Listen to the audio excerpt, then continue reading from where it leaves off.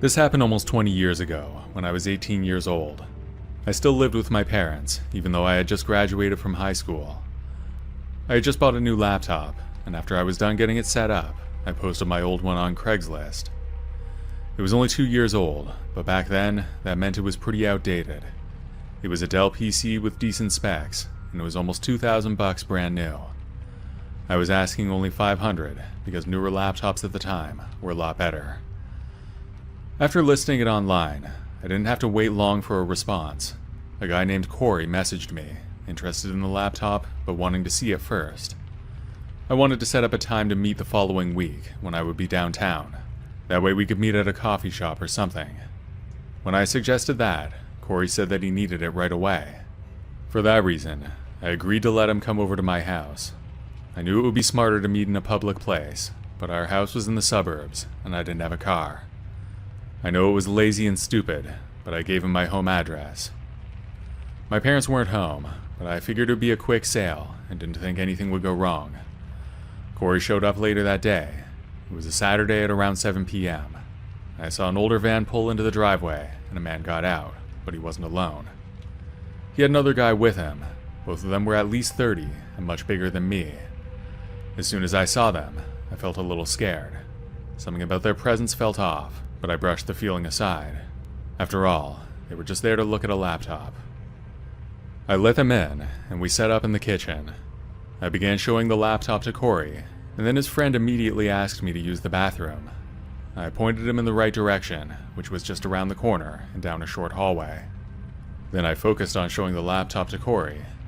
About 10 minutes passed while we were looking at it. I had erased it beforehand, so it was basically running as new. Then I suddenly realized that the other man hadn't returned from the bathroom.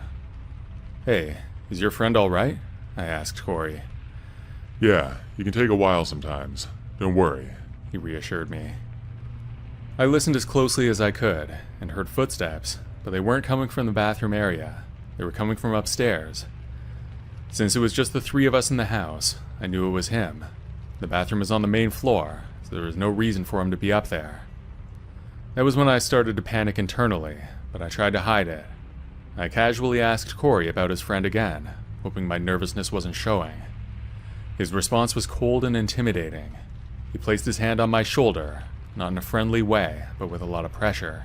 He told me not to worry about it. His grip tightened painfully, and in that moment, I knew this was more than just a sale gone wrong. We were being robbed. That was probably the plan from the beginning. Panic set in, but I tried to keep my composure. I told Corey to take whatever they wanted and just go, but he didn't let go. His grip on my shoulder felt hard. It was like a threat, and I started to shake. I knew I had to act fast. I managed to break away and ran to my dad's office on the main floor, locking the door behind me. I left my phone on the kitchen table, which was a stupid mistake. Luckily, though, there was a landline in the office where I was, so that saved me. My heart was pounding as I dialed 911, frantically explaining the situation to the dispatcher. The minutes waiting for the police to arrive were the longest of my life. I could hear the two men stomping around the house, probably stealing whatever they could find. They must have known the police were on their way, because they took off within minutes.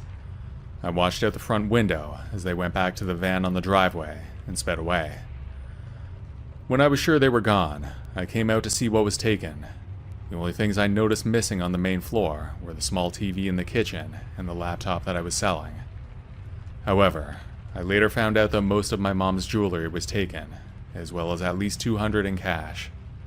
The cops showed up about 10 minutes after the robbers left. They stayed for a while, but then they left without making any promises. It was pretty unsatisfying.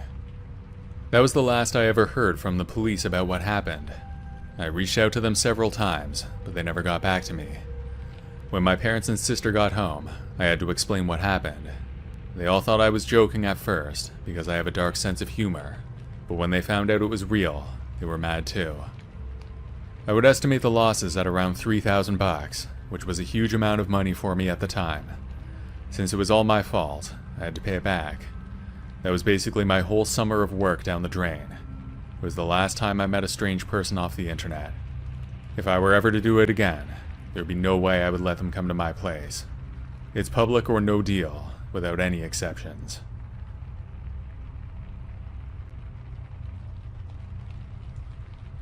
About 10 years ago, I had a really creepy experience. I own my house, which is a duplex, and I live on one side while renting out the other. It's an old house that looks rough on the outside. The interior is nicely updated, though. There are 3 bedrooms in each house, and only a single bathroom, which is at the top of the stairs. That's the same for my place, and for the rental. My tenants at the time were a young family, parents and 3 kids. They were great tenants, never late on rent, and always friendly. But as their family grew, so did their need for space. It was a tight fit for a family of 5, especially as the kids were getting older. From what I heard, they found a bigger house, but it was pretty far away in a new development, about 2 hours away. They had lived there for almost 5 years, so I was sad to see them go, but it was definitely for the best. When they moved out, they left a few things behind, an old kitchen table and a bunch of kids' toys. Before they went, the mother asked me if it was okay for them to leave those things there. They didn't have time to deal with them, so I was happy to let them leave it. Either I would sell them, or leave them for the next renters. Once they were gone, I went in to clean, paint, and do some minor repairs. In the middle of the room, there was an old kitchen table and a small pile of toys, presumably that the kids had grown out of. I realized right away that it wouldn't make much sense to leave them in the unit, so I put them on Craigslist that evening when I was done with my work. The table went quickly, but the toys didn't get as much interest. It took weeks before I got a message. A guy was interested, and we set up a time for him to come by and pick them up. I asked him to come on a Saturday afternoon, because I was going to be around all day. In the morning, I was in the rental finishing up some repairs, mostly just patching up some dings in the walls. By lunchtime, I was in my side of the duplex. That was when I heard a car pull up. Peeking out the window, I saw a beat-up old truck that looked like it was from the early 90s. It was loud, and I could see a faint cloud of smoke surrounding it. The guy who stepped out was a normal-looking middle-aged guy, average height, wearing a baseball hat and sunglasses. As he walked up to the house, I thought there was something off about him. He moved slowly, but other than that, I can't put my finger on why I was alarmed by him. When he finally came to the door, I had already walked up to it and went out. I went over and said hi. "Hi, I'm here for the toys," he said. "Sure, they're just inside," I replied, leading him into the rental where the toys were piled up. I motioned for him to come into the next room, but he didn't follow. Instead, he lingered in the doorway, eyes scanning the room. "Where are the kids?" he asked abruptly. "They moved out," I told him. "That's why we're selling the toys." His face then changed. It wasn't exactly disappointment, but more like annoyance. "I just wanted to say hi," he muttered. I didn't say anything to that, just shot him an awkward smile, and tried to lead him into the room where the toys were. Again, he didn't come with me. He just stood in the doorway, pouting like a child. His interest in the kids was creepy, but I thought I could be being too paranoid. "Do you still want the toys?" I asked, hoping he would just take them and leave. I was only asking $20 for the lot, but I really just wanted them gone. Still standing in the doorway, his eyes were fixated on the floor when I looked back at him. But then he looked up and said no. Then he walked out without another word. At that moment, he still hadn't even seen the toys. It was very sudden the way he took off. The man didn't even pretend to be interested in the toys. I don't know if he was going to kidnap the kids or something. It's hard to see how he was planning that, since he knew there would be an adult there. Maybe he was coming to scope them out and make a move another time. Or maybe I'm reading too much into it. After he left, I locked the door and stood there, trying to shake off the uneasy feeling. I wondered if I should call the cops, but what would I say? A guy came to pick up some toys and asked a weird question. My brother-in-law is a police officer, so I called him to ask for advice. He told me that although the story was creepy, there wasn't anything that could be done. The reality is that no laws were broken. Still, I think that guy needed to be watched, and I worry about what he might get up to.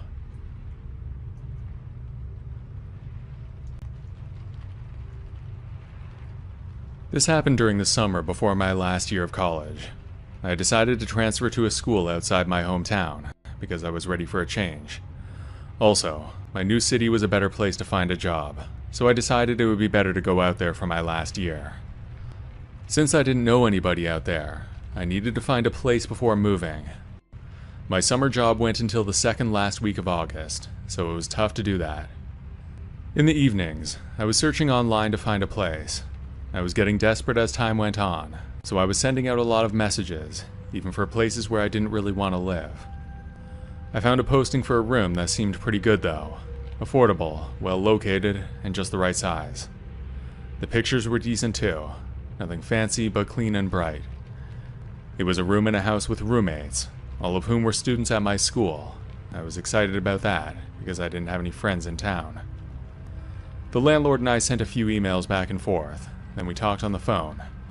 He said it was okay if we never met in person, but he wanted first and last month's rent before he would give me the place. I was nervous about that, but it seemed like there was no other choice. I wired the money as he asked. Then he sent me a lease to sign. It all looked legit. Once I signed it and sent it back, I was relieved that I finally had somewhere to live. My summer job ended just 2 weeks later, so I headed to my new home. The drive to my new city was long, about 8 hours. My car was filled up with everything I owned. When I finally pulled up to the address, the house before me looked just like I was expecting. It was old, but looked well maintained, for a student house anyway. I parked my car on the street, then grabbed my backpack from the passenger seat. I was expecting the landlord to be waiting for me, because I needed to get the keys. We talked mere hours before, so he knew when I was going to be there. I walked up to the house and rang the doorbell. After a minute, someone answered, looking at me in a confused way. The person who answered looked like a student around my age, one of my new roommates, I thought. I explained that I was there for the room, and asked if the landlord was there. The person then told me that I must have the wrong address, because there were no empty rooms in that house. I apologized, and walked back to my car. Then I pulled out my phone to make sure the address was right. Everything matched up, so I didn't know what was going on. I tried calling the landlord, but he didn't answer. That's when it hit me. The guy I'd been talking to didn't own the house. He was a scammer who'd taken my money and left me stranded. I was out a lot of cash, with nowhere to stay, in a city where I knew no one. I felt foolish, angry, and utterly alone. I spent the next few hours at a local coffee shop, using their Wi-Fi to search for accommodation and to report the scam. I couldn't find anywhere to stay that wasn't way too expensive, so I spent the night in my car. Luckily, it was summer. The next day, I had a choice to make. I could either stay there and keep looking for a place, or I could drive home. Since school began in just over a week, the choice was simple. I needed to stay. Later that day, I reported the scam to the police and to Craigslist. I didn't have much hope of getting my money back, but when I talked to the police, they seemed to think that they could trace the money transfers that I used. They seemed to think the scammer might have been dumb enough not to consider it. That did little for me at the moment though, because my already tight budget was even worse. I spent the next 2 nights in my car, until a place finally came up. It was a room in a large basement apartment, with 6 roommates, several of them sharing rooms. It was a real dungeon-looking kind of place, but it was better than my car. The rent was cheap, but it was definitely the worst place I've ever lived. In the end, I did get my money back, and the fake landlord was caught. As the officer told me, they were able to trace the money transfer to a throwaway email address that was linked to the guy's real address. It was simple enough for the cybercrimes unit. I don't think he did any prison time, but he got some probation and a fine. That's good enough, I guess. I was just glad to get my money back.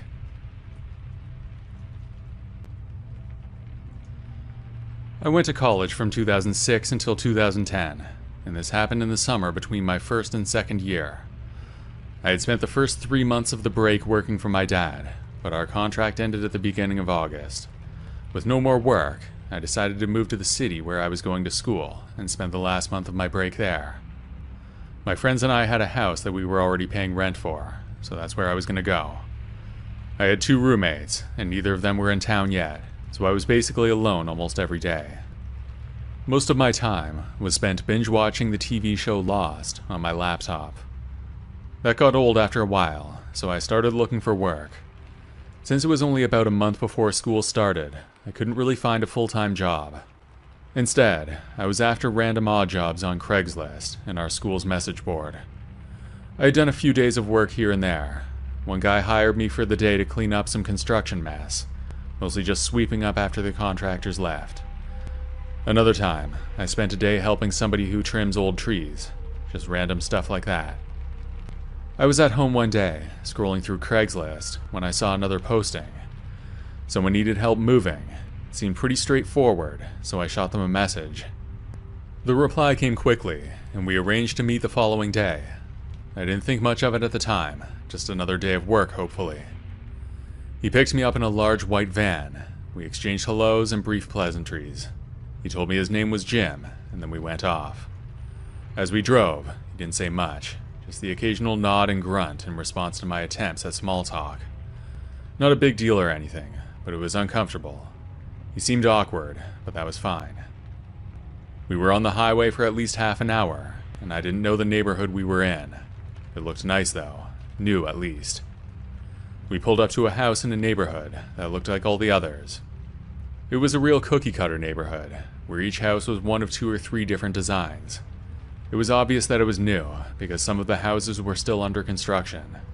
I got the impression that most of them weren't occupied yet, because few of the houses had any cars parked in the driveway, and I didn't see many other cars or people walking. The one we pulled up to was a 2-story gray brick house with a 2-car garage. There were no lights on that I could see, and the curtains were all closed.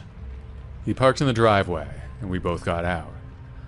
I headed to the front door, expecting him to follow and ring the doorbell, but he didn't. Instead, Jim told me to wait and disappeared around the back. I remember thinking it was odd, but waited anyway. Maybe he was checking if the back door was unlocked or something. Finally, he reappeared and opened the front door from inside, motioning for me to come in. The house was nice, but something was off. There were no boxes, no packing tape, none of the usual moving chaos. It looked like a really nice, almost perfect house. It was spotless, and it had the feel of a model home. We started with the TV, a big bulky thing that took both of us to carry, then some furniture. We carried them out to the van, and before I knew it, we were full. There was a nagging feeling in the pit of my stomach the whole time, though. I knew something wasn't right. Since it was such a new area, why would anybody be moving out? Stuff happens, but that was definitely strange. Also, for how much stuff there was, it would probably take us another 10 van loads at least. When we were heading back to the van, I was really suspicious of Jim. Come to think of it, I had no proof that he was even working for the people who owned the house. I didn't know how he got in through the back, but if he had a key, then why not use it on the front door? I wanted to get out of there and call the cops, because I was almost sure that this was a robbery. I pulled out my flip phone and pretended to read a text message. Then I turned to Jim and said something important came up, but he was on to me. I made a break for it, bolting down the street. I could hear him shouting behind me. I looked back and saw him get into the van as I was running down the street. I sprinted faster, and the sound of the van was close behind. I went through some yards, hopping over fences. Anything to put distance between me and that van. I lost him after a couple blocks, then ducked behind a shed and waited until the sound of the van faded. Once I felt safe, I called the cops from my Motorola Razr flip phone. They confirmed the worst. The house's owners hadn't moved in yet. Their stuff was set up by the moving company and an interior decorator, but they weren't even in the country. I'd unknowingly helped in a robbery. At that moment, I thought I could get in trouble for what I did. I asked the police over the phone if I was in trouble, but they assured me that since I didn't know, I would be fine, especially since I called in to report it. After interviewing with the cops, I told them everything I knew. I didn't have the license plate for the van, but with the information I gave them, they were able to track down several sources of security footage. With that, they caught both the van's license plate and several images of myself with Jim. Jim was obviously not his real name, but he was caught later that day. He was arrested, and the stuff was brought back to the house. We also found out that this was not his first visit to that place. He had been robbing that house every day for almost a week. The neighbors didn't notice, because everyone was new. I guess he made off with some smaller things, then he got greedy and needed help. That's where I came in. Jim could have quit while he was ahead, but he wanted more, and he got caught because of that. I used to be a property manager in London back in the 80s. For one reason or another, the flats I managed weren't strictly legal, so it was basically my job to collect rent, arrange repairs, and be a buffer between the real owner and the council, should they ever find out he was flouting regulations. It was a proper cash under the table sort of thing, and we didn't discriminate when it came to tenants. If you could give us the month's rent, which was about 60 quid back then we'd give you a bedroom in a shared house with communal kitchen and bathroom facilities. These days, a lot of landlords ask foreigners for proof of their right to be in the country, and I think you can get into trouble if you're found to be housing illegal immigrants. But back then, we weren't in the least bit interested in who you were or where you were from. All we wanted was money. And the same applied when I met a guy called Yuri. Yuri mentioned something about being from Latvia, but I never saw any papers to confirm that. His name could have been anything, and he could have been from anywhere. I met him outside this crumbling down house in Finsbury, one of the properties that I managed. Heavy emphasis on those quotation marks there, and the room that he was after was a mess. There was peeling wallpaper, damp patches everywhere, and a stink that was sort of half mold and half despair. It was the kind of place that you'd give a rat the hump, and Yuri didn't quite seem desperate enough to rent it. But after a brief look around, he told me he'd take it. I was surprised, honestly, but I wasn't about to argue with the man. I just took his money, gave him his keys, and that was that. Next month, when I went around to collect the rent, Yuri wasn't in. He cleaned the place up quite nicely, gotten rid of all the mold and the peeling wallpaper, and he left a little note on his bed that just said, "Busy at work, money in pillowcase." We dealt with some quite unsavory characters on a regular basis, and I'd had someone try and run a scam like that on me before. As they say, if you play with feathers, you get your arse tickled. When their rent money wasn't in the pillowcase, they said someone must have gone into their room before I did and pinched the cash. And since it wasn't their fault, they didn't think that they should have to pay twice the rent money, and that caused an awful lot of trouble for that character, let me tell you. I was thinking, good God, not another one of these. But then, when I put my hand in the pillowcase, Bob's your uncle, there was the money. It was like that every month, too, but it suited me down to the ground. I never had to chase him or go looking for him. He was reliable as anyone was, old Yuri. But then came the month when, well, you'll see what I mean in a moment, won't you? It was a grim Tuesday lunchtime, all gray and dreary out when I drove over to the house in Finsbury to collect the rent. The place was dead quiet, with most out grafting in some manner or another, nothing but the hum of traffic outside and the occasional cough from the guy down below's ground floor flat. So I knocked on Yuri's door, just out of habit really, and when there was no answer, as per usual, I just pushed it open. His room was just the same as ever. Bare except a single bed, a rickety old chair, and a wardrobe that was well on its last legs.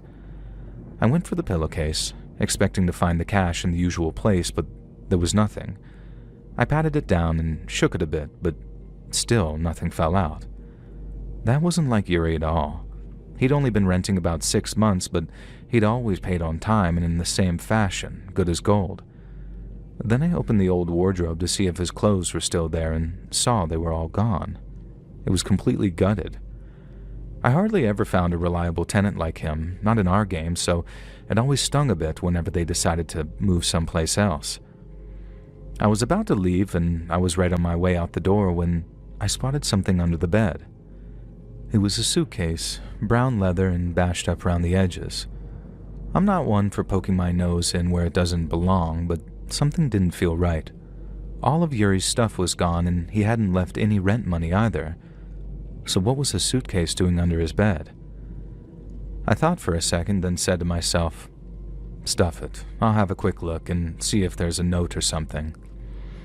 I walked back in, shut the door, kneeled down next to the bed, and pulled out the suitcase. I flicked the latch, lifted the lid, and my heart stopped. There was Yuri, inside the suitcase, his body all twisted up and broken, like someone had to fold him up to fit him inside. His arms looked snapped and bent at odd angles, while his legs were tucked under him backwards. His face was all gray and his eyes were wide open, staring out blankly. There was nothing else, just him, stuffed inside like he was something to be thrown away. I got up and stumbled back, hand clamped over my mouth to keep the smell out of my nose, but I still felt sick. The room started spinning, and the next thing, I'm out the door and taking the stairs 2 at a time. I pulled the front door open, ran out into the street before I stopped. I remember how my hand shook as I fumbled for my pack of cigarettes. I lit one and took a long drag, but it did nothing to calm me down. And as I paced back and forth outside the house, I wondered, what the hell was I going to do? At the time, I knew the owner of the property, a man who will remain nameless, was quite an active figure in London's criminal underworld. I just didn't know to what extent.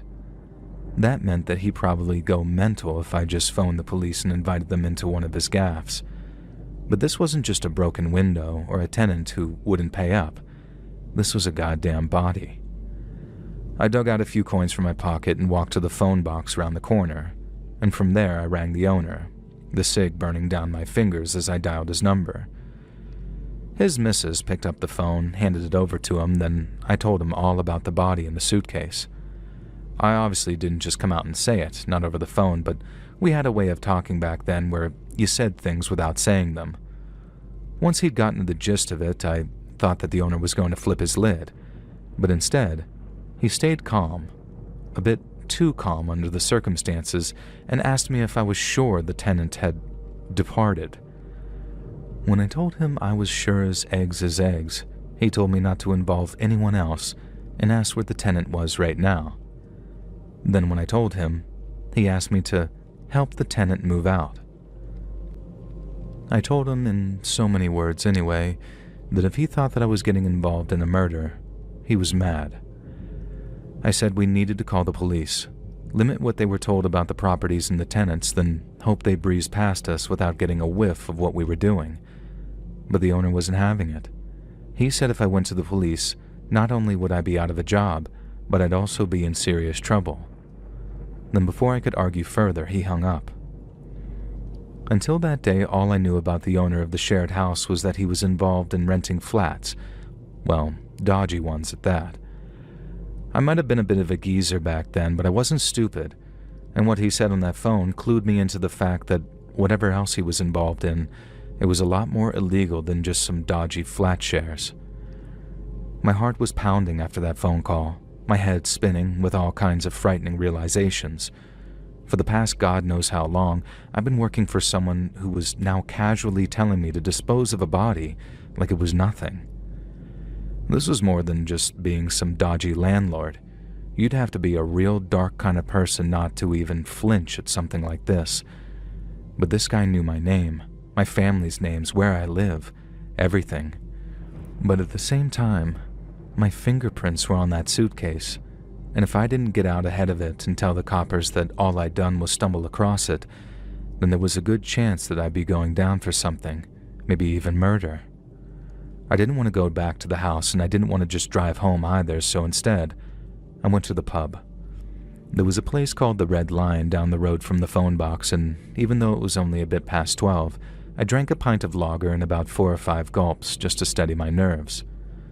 The barman clocked me and gave me a funny look, but didn't say anything. He just left me to drown my sorrows in peace. Then I sat there, staring at my glass, wondering how everything could go from normal to nightmare so quickly and so drastically. Yuri was a good tenant. He was quiet. He paid me on time. He seemed like a nice bloke too, so who'd do something like that to him and why? After maybe 15 to 20 minutes of staring at the bar top and weighing up my options, I decided to do the smart thing. I fished around my pocket for some more change and walked back to the phone box and phoned the police. The cops turned up about 20 minutes later, 2 of them in a Panda car with their lights flashing, and I was back outside the house by then, so I gave them a wave as they drove down the street, then showed them the upstairs to where Yuri's body was in the suitcase. I only told them what they needed to know, and they said that I'd done the right thing by calling them, but still, I was terrified.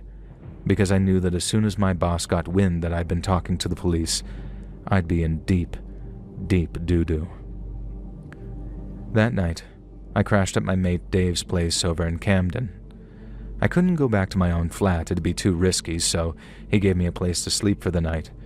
But all I did was lie on his sofa, eyes wide open, thinking about how my life was about to change completely. The next day, I heard word had gotten back to my boss, or by then my former boss, that Yuri's body was with the coroner and that the police were talking to the tenants in the house that he owned. Assuming that was true, my former boss had almost certainly sent people out looking for me, so I asked Dave if I could lie low at his place for a few days until it was safe to return to my flat to grab my stuff. He said that was fine, but I didn't exactly tell him the whole story. If I had, I'm not sure that he'd have let me stay. I didn't go out at all, and Dave definitely knew something was up, but he didn't ask questions. I just kind of hung out on the couch drinking his lager and wondering if I was going to end up moving to Brighton, Birmingham, or maybe even Manchester. About a week later, I went around to my flat in the middle of the night to grab a few bits and bobs, but when I got there, the place had been trashed. Whoever my boss had sent had done something to the lock because it didn't look like anything was wrong until I tried to put my key in the door, and it creaked open from the force. Inside, my flat looked like a bomb had hit it. They'd smashed my telephone, ripped up my sofa, broken all my records, and from the smell of the bedroom, they'd gone to the toilet all over my clothes. I didn't take anything with me. There was really nothing to take. The only thing that mattered was getting to my mum's, and then getting her on a coach to Manchester, the furthest of my options, before anything happened to her. 2 guys had already been over asking where I was, so she knew that I was in some sort of trouble. But it still took some convincing to get my mum to pack a bag. She didn't know how I made my money, so I had to spill the beans on her son being a bit of a naughty boy before she understood how serious things were. I told her the men looking for me were bad people, and that the next time they darkened her door, they might hurt her as a way of getting to me. The next day, me and Mum were in a B&B up in Manchester. I had a few quid in my pocket, so I found us both places to stay quite quickly, and then after that, it was a case of trying to go straight and earn an honest living for the first time in my life. No one ever found us, but at night the nightmares did. I dreamed that someone was zipping me into a suitcase and then shoving me under a bed, and I'd wake up scared thinking someone was at the door. But no one ever was. It was just my imagination. Sometimes I wonder if the cops ever got anywhere with Yuri's murder. I doubt it, but I also don't think that it was my former boss that had anything to do with it either. He just wanted me to get rid of the suitcase, and if for some reason he had wanted Yuri dead, then he'd surely have given the job to someone more cold-blooded and reliable than myself. No, I think someone else put Yuri in that suitcase. I don't know why, but I know they'd have to be pretty scary to be able to best a 6-foot barrel-chested Eastern European guy like Yuri. Then to twist him up like that, to snap his arms and legs and fold him in half. It takes a very frightening person to do something like that. A person I'm very glad I never had to meet.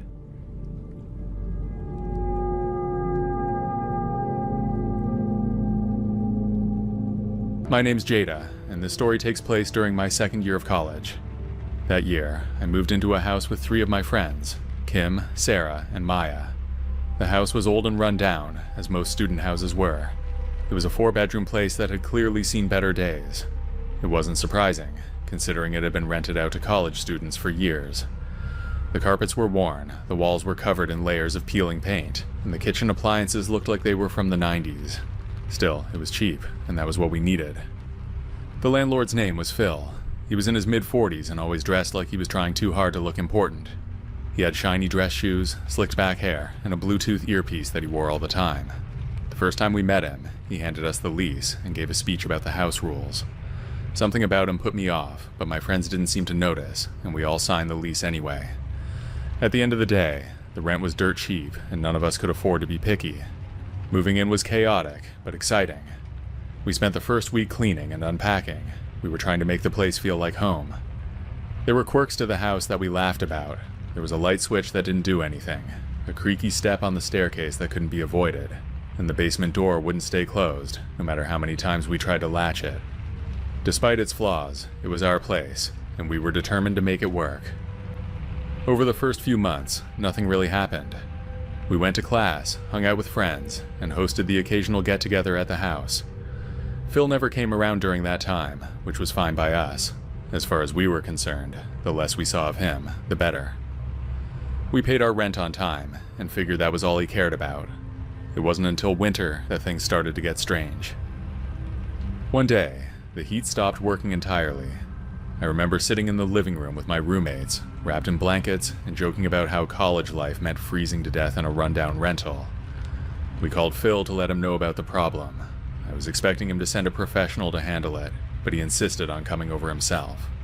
That was the first time I realized he didn't like having other people handle repairs. He came by later that day while we were all out at the school. I got home just as Phil was leaving. He was standing on the porch, locking up the front door. Everything's fixed, He said, patting the railing as if that somehow proved his handiwork. I thanked him and stepped inside. As soon as the door closed behind me, I felt strange. It wasn't anything I can explain, just a sense that something was slightly out of place. When I got to my room, I noticed my dresser drawers weren't shut all the way, and my closet door, which I always kept closed, was slightly ajar. It didn't make sense, but I convinced myself I was imagining things. Maybe I'd left them that way in the morning and just didn't remember. I told my roommates about it that evening. Sarah thought it was probably nothing, but Kim wasn't so sure. Either way, none of us had any proof. We decided to let it go, but after that day, I started paying closer attention to the house whenever Phil came around. About 2 weeks later, I had an encounter that made me realize something was seriously wrong. I had just finished showering and was wrapping a towel around myself. Then I stepped into the hallway and saw Phil standing on the stairs. My heart jumped, and I blurted out, "What are you doing here?" He looked startled and muttered something about checking for leaks. Then he turned and left without another word. I locked myself in my room and didn't come out until my roommates got home. The worst incident happened late one night. I woke up to the sound of footsteps downstairs. At first I thought it was one of my roommates, but then I heard the unmistakable sound of the front door opening and closing. When I peeked out of my bedroom, I saw Phil in the living room. He was just standing there in the middle of the room with his back facing me. I ducked back into my room, grabbed my phone, and called the police. When they arrived, Phil acted like it was all a misunderstanding. He claimed he'd come to check the furnace, and that he'd knocked, but no one answered. To my dismay, the cops didn't seem interested in pressing him further. After that night, none of us felt safe in the house anymore. We talked about breaking the lease, but the penalty for doing so was more than any of us could afford. Instead, we did what we could to make ourselves feel safer. We kept all the doors locked, even when we were home. I'm aware that he had a key, but we thought it would deter him in some way.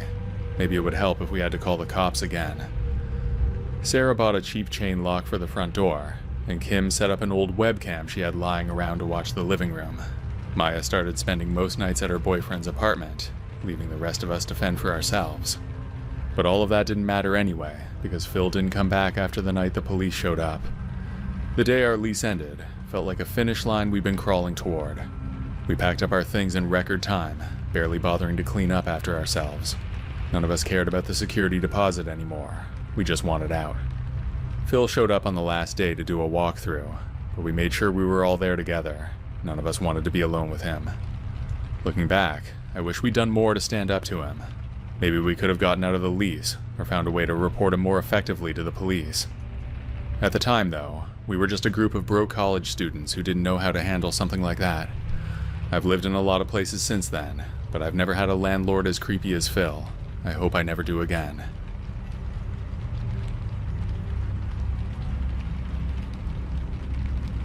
I got married about 10 years ago, but it didn't last long. After the first year, we were fighting constantly, and my husband moved in with his brother. The apartment that we shared was too much for me to afford, and I had to move. So I had no real home, no job, and no idea how I would move forward. My ex was out of my life by then, and all I had was enough savings to last a couple of months, if I was careful. At first, I stayed at a cheap motel, trying to figure out my next steps. Each day, I scoured job boards and sent out applications to anything I thought I could handle. Weeks passed, and I started to panic because my savings were dwindling faster than I had expected. Even though I skipped meals and limited my spending to absolute essentials, the money felt like it was evaporating, and the thought of being homeless haunted me. I didn't have family nearby, and most of my friends had sided with my ex after the split. The few who hadn't weren't in a position to help. Finally, after what felt like endless rejection emails, I got a call back from a restaurant that I had applied to. It was just a server position at a small diner, but I was thrilled to have anything at all. During the interview, the manager seemed nice, and I told her that I could start immediately. When she offered me the job on the spot, I nearly cried. The pay wasn't much, but it was something, and I was eager to start learning the job as quickly as I could. At first, things went well, and I even made a couple of friends among my coworkers. One day during a break, I was talking with a woman named Carla about my living situation. She was nice and easy to talk to, so I admitted I was still staying at the motel. Carla looked surprised, and then mentioned that her friend Denise was looking for a roommate. She told me Denise had an apartment not far from the diner, and was having trouble covering rent on her own. I had mixed feelings about the idea, because moving in with a stranger sounded risky, but I couldn't afford to keep paying for the motel much longer. Carla told me that Denise was nice and easygoing, so I agreed to meet her. She was in her late 20s, a few years younger than me, and seemed alright when we met. She worked in retail, and said that she'd recently broken up with her boyfriend, which was why she needed a roommate. The apartment was small but clean, and the rent was affordable, so I decided to take the chance. Within a week, I'd moved in, and I was grateful to finally have a place that felt more permanent. Living with Denise worked out well for the most part. Occasionally we'd cook dinner together or watch a movie, but mostly we kept to ourselves. I would say that we were friends, but not quite besties, if that makes sense. Then after a few weeks, I met her boyfriend Daniel, who she had apparently gotten back together with. I never really liked him right from the start. He had a sleazy style. He would make little comments when Denise wasn't around, things like telling me I looked nice or asking about my plans. He did it in a way that felt more personal than friendly. I tried to ignore it because I really wanted to get along with him, but then he started finding excuses to linger when Denise wasn't home. One time, he showed up unannounced, saying he'd forgotten something at Denise's place and ended up staying for over an hour trying to chat with me. That was when I was sure he was hitting on me. I made it clear that I wasn't interested, but it was uncomfortable. The breaking point came during a small dinner that Denise hosted for a few friends. Daniel was there, along with Carla and another girl. The evening started fine, but after a couple of drinks, Daniel started flirting with me right in front of everyone. I could see Denise eyeing us, and I knew she was pissed off. I'd had enough, so in front of everyone, I told him off and said he needed to stop. The room fell silent, and Denise looked mortified. At the time, I thought she was just embarrassed for Daniel. I thought that I had done the right thing as a friend, but I was wrong. After the guest left, Denise confronted me. She accused me of trying to create problems between her and Daniel. I told her about what he'd been doing, but she didn't believe me. She said if I had a problem with him, I should have come to her privately, instead of embarrassing her. After almost an hour of arguing, we went to our separate rooms, both furious. Then in the middle of the night, I was woken up by the sound of my door opening. At first I thought it was a dream, but then I saw Denise standing there. She had a knife in her hand and a crazy look in her eyes. Then before I could fully process what was happening, she lunged at me. I rolled off the bed onto the floor before she got to me. Then I managed to grab the duvet and used it to cover myself. She slashed at me, cutting through the fabric and grazing my arm. When she saw the blood, she must have snapped out of it. She stopped, then dropped the knife and backed away from me. As she was leaving the room, I could hear her muttering, "I'm sorry," over and over. I grabbed my phone and called the police, and Denise was arrested. I spent the rest of the night in the hospital, getting stitches for the cut on my arm. The doctor said I was lucky it wasn't worse. After Denise was taken into custody, I knew I couldn't stay in the apartment. The thought of sleeping there another night made my stomach turn. I packed my stuff the next day and moved into the same motel that I stayed at before. I kept working at the diner because I couldn't afford to quit. Carla tried to talk to me a few times, but I avoided her. I didn't blame her for what happened, but I couldn't bring myself to act like everything was normal. Whenever she brought up Denise, I changed the subject or walked away. Within a month, I found a small studio apartment I could afford. It wasn't much, just a single room with a kitchenette and a tiny bathroom, but it was a step up for sure. Life didn't magically get better overnight, but I took things one day at a time. The scar on my arm never healed completely, and every time I look at it, I think about how close I came to losing my life.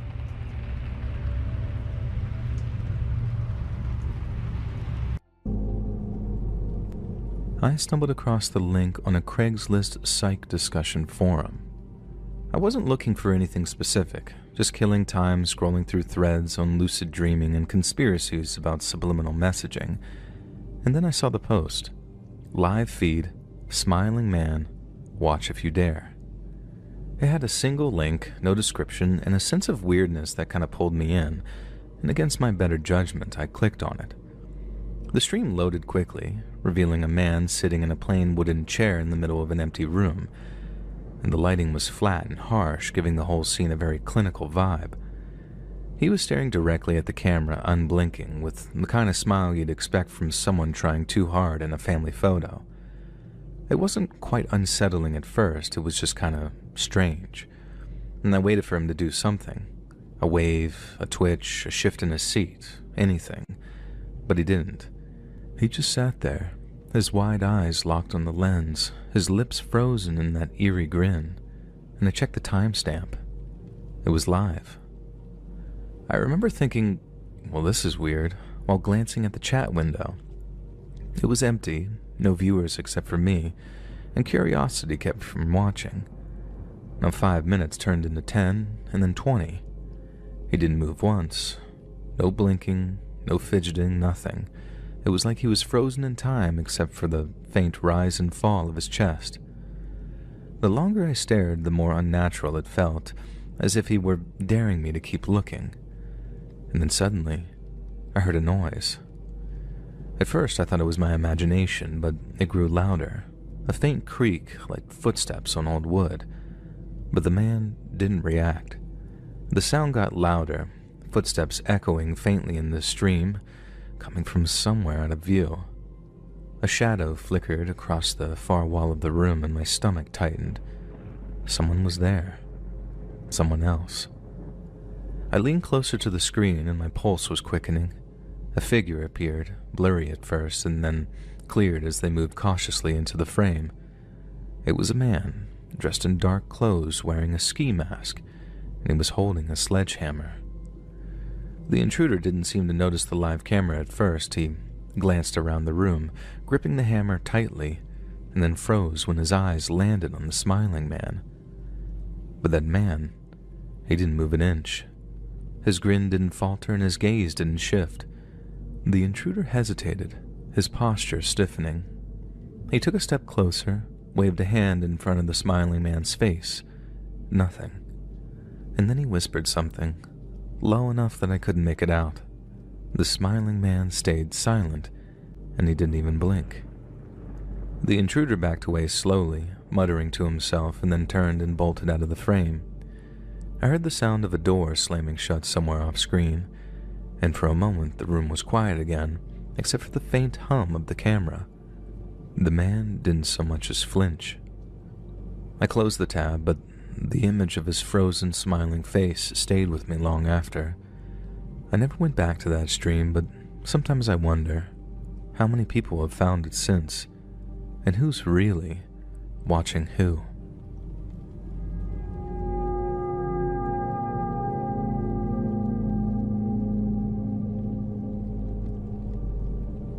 I remember being 8 years old and my dad bringing home our first home computer. I have very vivid memories of how excited he and my mom were and how Dad let me use MS Paint to get me accustomed to using the mouse. It seemed like a big deal to them, but it was like a positive thing, you know, something they were excited about. But then when we finally got hooked up to the internet, that was a big deal in a whole different kind of way.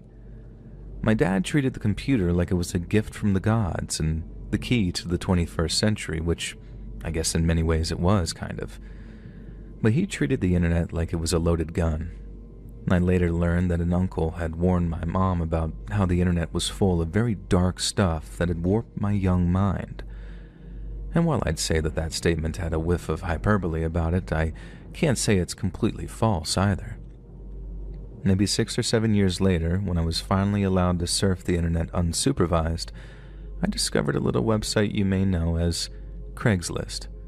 I'm sure like 90% of people know what Craigslist is, and if you don't, you better just Google it or something, but I wasn't revisiting the place for the sales or the personals. I was returning for all the weird info dumps and discussions taking place in the psych and religion sections of the discussion boards. And that's when I discovered the single most disturbing thing I had ever read online. The story of a little girl named Anna, and how even though I thought my uncle was an old prude making mountains out of molehills, he was actually kind of right about the whole internet being full of weird and very disturbing stuff. So back in 2007, a young Czech man set up one of those video baby monitors in order to check up on his newborn son. But then one night, he switches it on, and instead of seeing his kid asleep in his crib, he sees a boy of around 6 or 7 bound and gagged in the corner of a dirty cellar. Naturally, the guy rushes to call the cops, who deduce that he somehow received the signal of a similarly video-based baby monitor located in a nearby home. The cops then go door to door, trying to figure out where the signal was coming from, and that's when they meet the Moorova sisters. The older of the two sisters was the single mother of 2 young boys and had recently adopted a 13-year-old girl named Anna. It was one of those 2 boys the young father had witnessed tied up in the basement. It was a form of punishment, but not one devised by the boy's mother or aunt.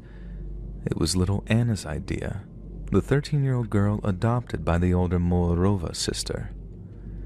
But Anna had not just been manipulating the sisters into brutally punishing the boy. She had been cutting off thin slices of his flesh and then feeding them to the unwitting sisters in their daily meals. And at first, the police believed Anna was just another victim of the sisters' abuse. Yet oddly, the girls didn't show any of the same signs of abuse that the boys had, be it burns, bruises, or scars. The 2 boys confirmed it too, only they were ever subjected to abuse and Anna remained untouched. Somehow, Anna had convinced the 2 boys that they deserved to be punished, which was why they never thought to fight back or otherwise defend themselves. The same was true for the 2 sisters. Somehow, Anna had convinced them that what they were doing was the right thing to do, and neither of them had a history of being abusive until little Anna had showed up on their doorstep. Little Anna was adopted, all right, but the Moorova sisters hadn't visited an orphanage or contacted some kind of adoption agency. Little Anna had simply turned up on their doorstep one day and had never left. The cops do some digging on little Anna, trying to find out where she came from, then after months upon months of searching, this is what they discovered. 13-year-old Anna was not 13 years old. She wasn't even named Anna. She was actually in her early 30s. Her name was Barbara, and the only reason she could pass as a young girl was because she had some rare developmental disorder. The cops moved to arrest the woman only to find that she'd fled the country. But thanks to them being able to circulate recent photos of her, she was quickly tracked down and then brought back to the Czech Republic to face justice. It turns out she was in Poland, posing as a 14-year-old boy, and she'd already talked her way into the home of a young family who had, you guessed it, 2 young children. On the Craigslist discussion board, there were all kinds of rumors that Anna's birth parents were connected to some weird cult called the Grail Movement. But even as a teenager, I found the connection to be odd at best. The only thread that held them together was the idea that the movement's goal was to create a kind of meta-Christ, essentially a copy of Jesus with all the same preternatural powers. Supposedly, Anna was this meta-Christ, but then without the proper guidance, she turned rotten and used her powers for evil. The Grail movement was a real thing, and a serious enough movement that the National Socialists went after them after they annexed Austria. But I think people just wanted to tag the 2 subjects together to make the whole thing into some vast, creepy conspiracy, when to me, the whole thing is just scary enough on its own. These days, I think back on it, on what my uncle said about the internet being full of weird, creepy stuff, and I think he's partially right. But it's not the internet that's packed with all of those strange, frightening things. It's the world outside of our windows. Real life. The world and the people in it. Those are the really scary things. All websites like Craigslist do is kind of act like a window. which allows all of us to see it truly.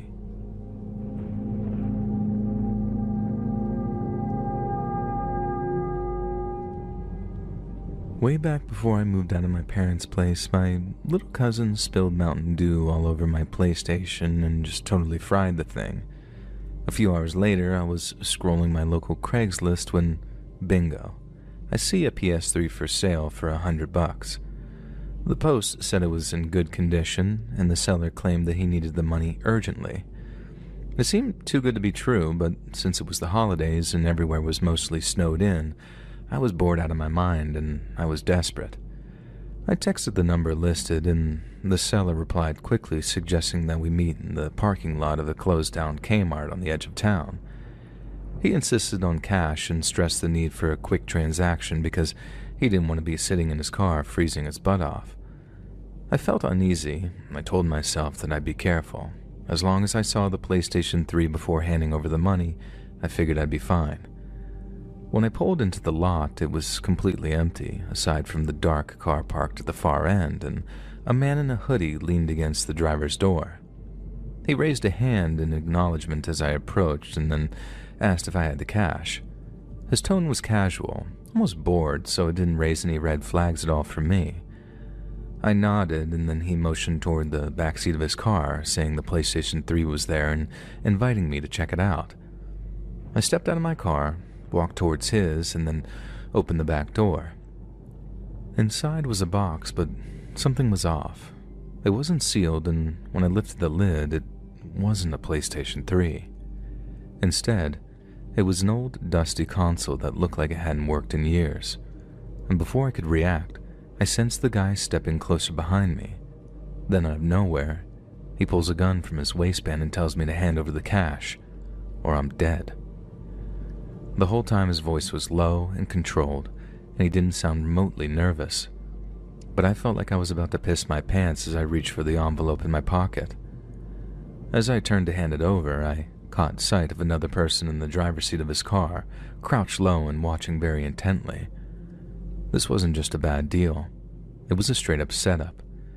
And when that hit me, it hit me like a punch in the face. I had this gut feeling that they weren't about to let me leave and that the guy's next command was going to be for me to get into his car.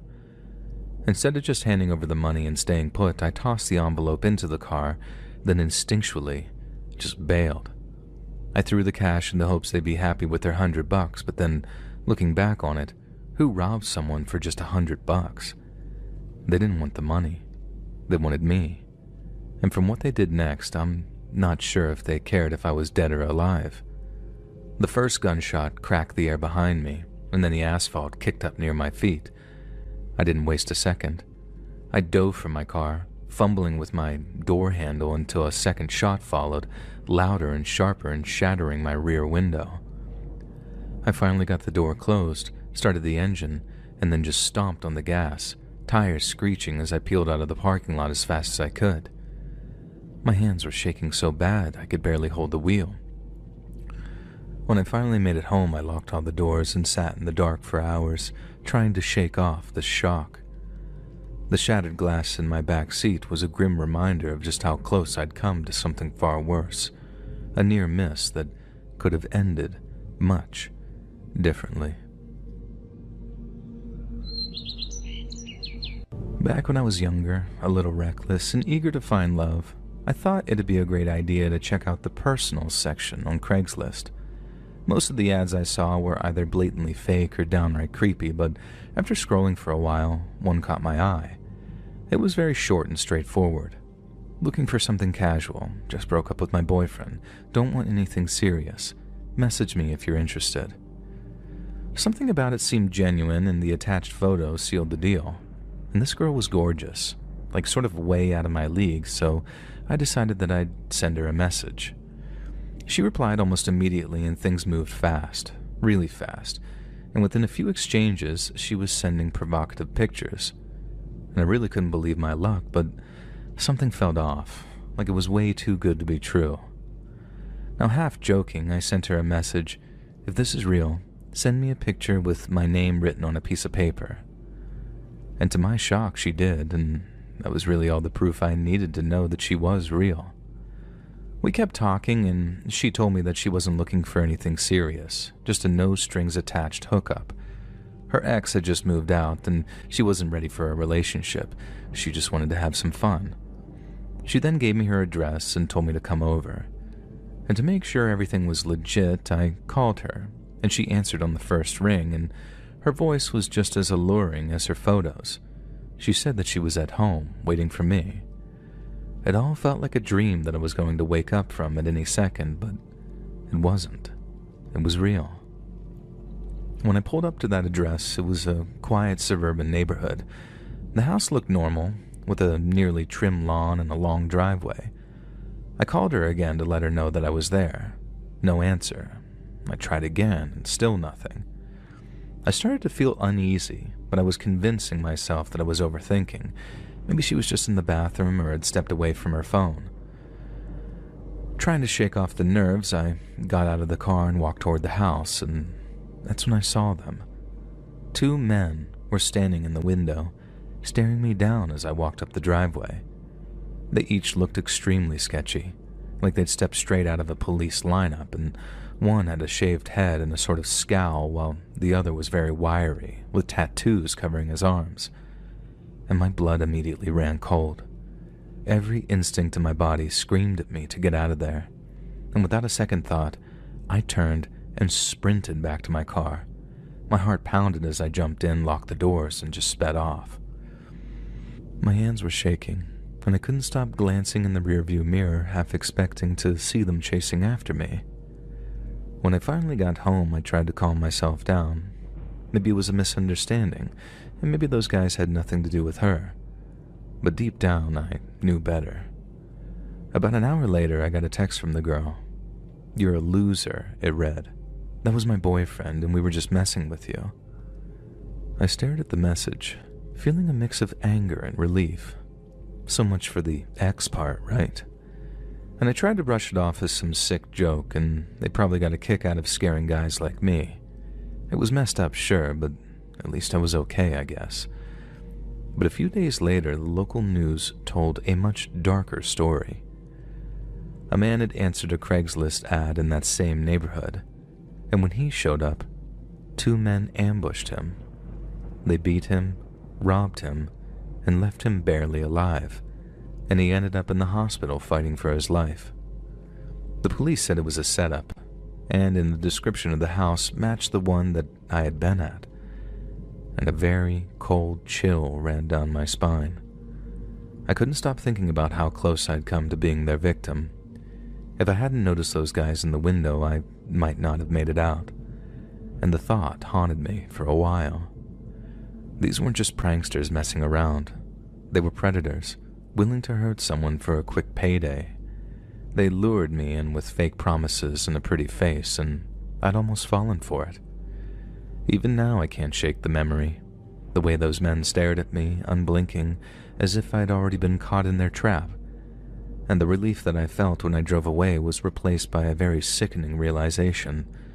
I'd been extremely lucky. The man on the news wasn't so fortunate, and I can't help but wonder how many had fallen for that exact same trap.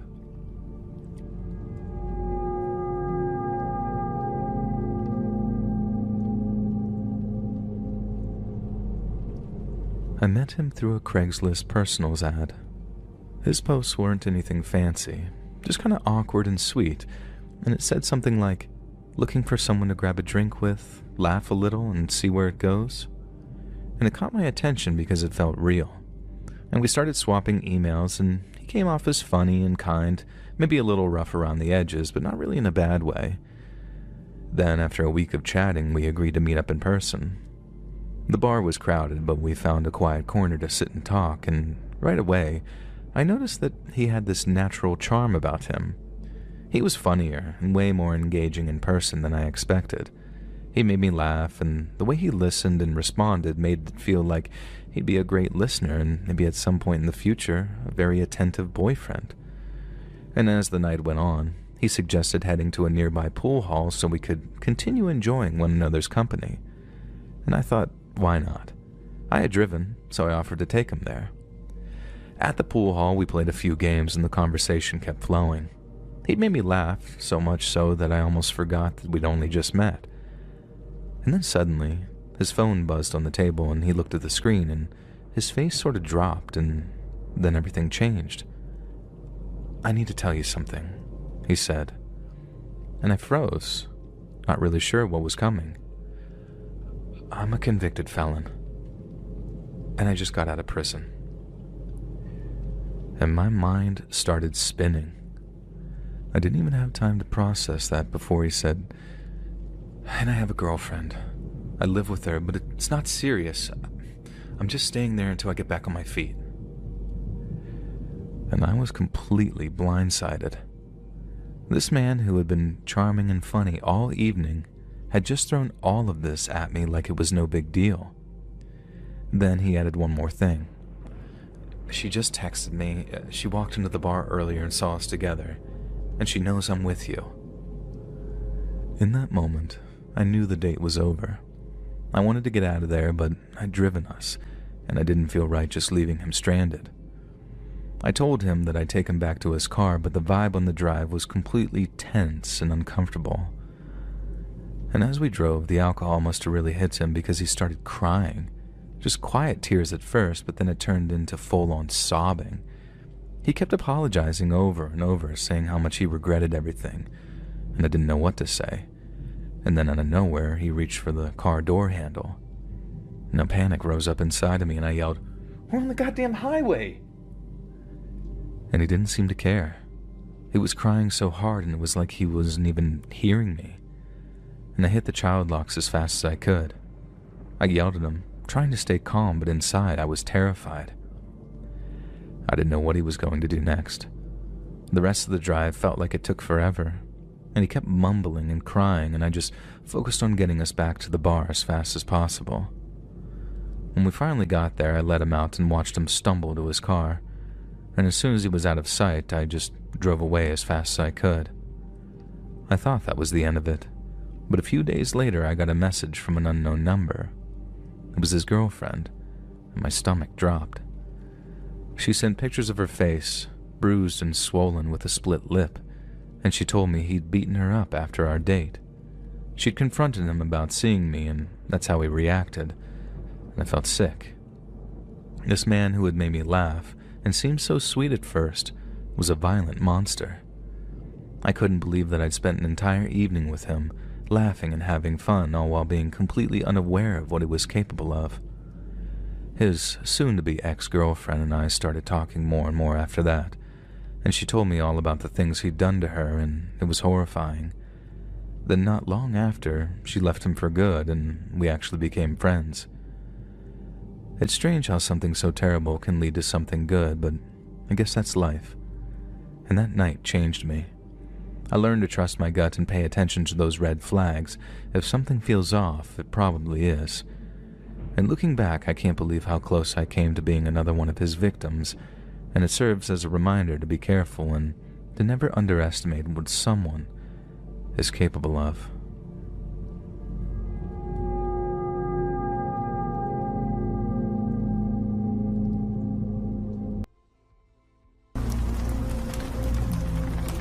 My story isn't crazy long, but it's one of the wildest things that's ever happened to me. I still think about it now and how close I came to getting ripped off by people I thought were my friends, so here we go. It was a Friday night a few years back. I was supposed to go out with Ethan, Marcus, and a few other buddies. Just some bar hopping, nothing major.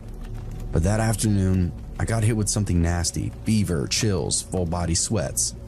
My stomach twisted itself into knots, and the thought of even standing up, let alone drinking, made me want to puke on the spot. I shot Ethan a text and told him I'm out for the night. He hit me back with a laughing emoji, called me soft. I told him to have a drink for me and crashed on my couch, with Netflix playing in the background. I must have dozed off because the next time I looked at my phone, it was well past midnight. My fever had eased up a little bit, but my body still felt wrung out. The TV flickered in the dark, some show playing I can't even remember putting on. I barely even had the energy to sit up, so I just let my eyes unfocus, sinking in and half out of sleep. And then I heard this metallic scrape.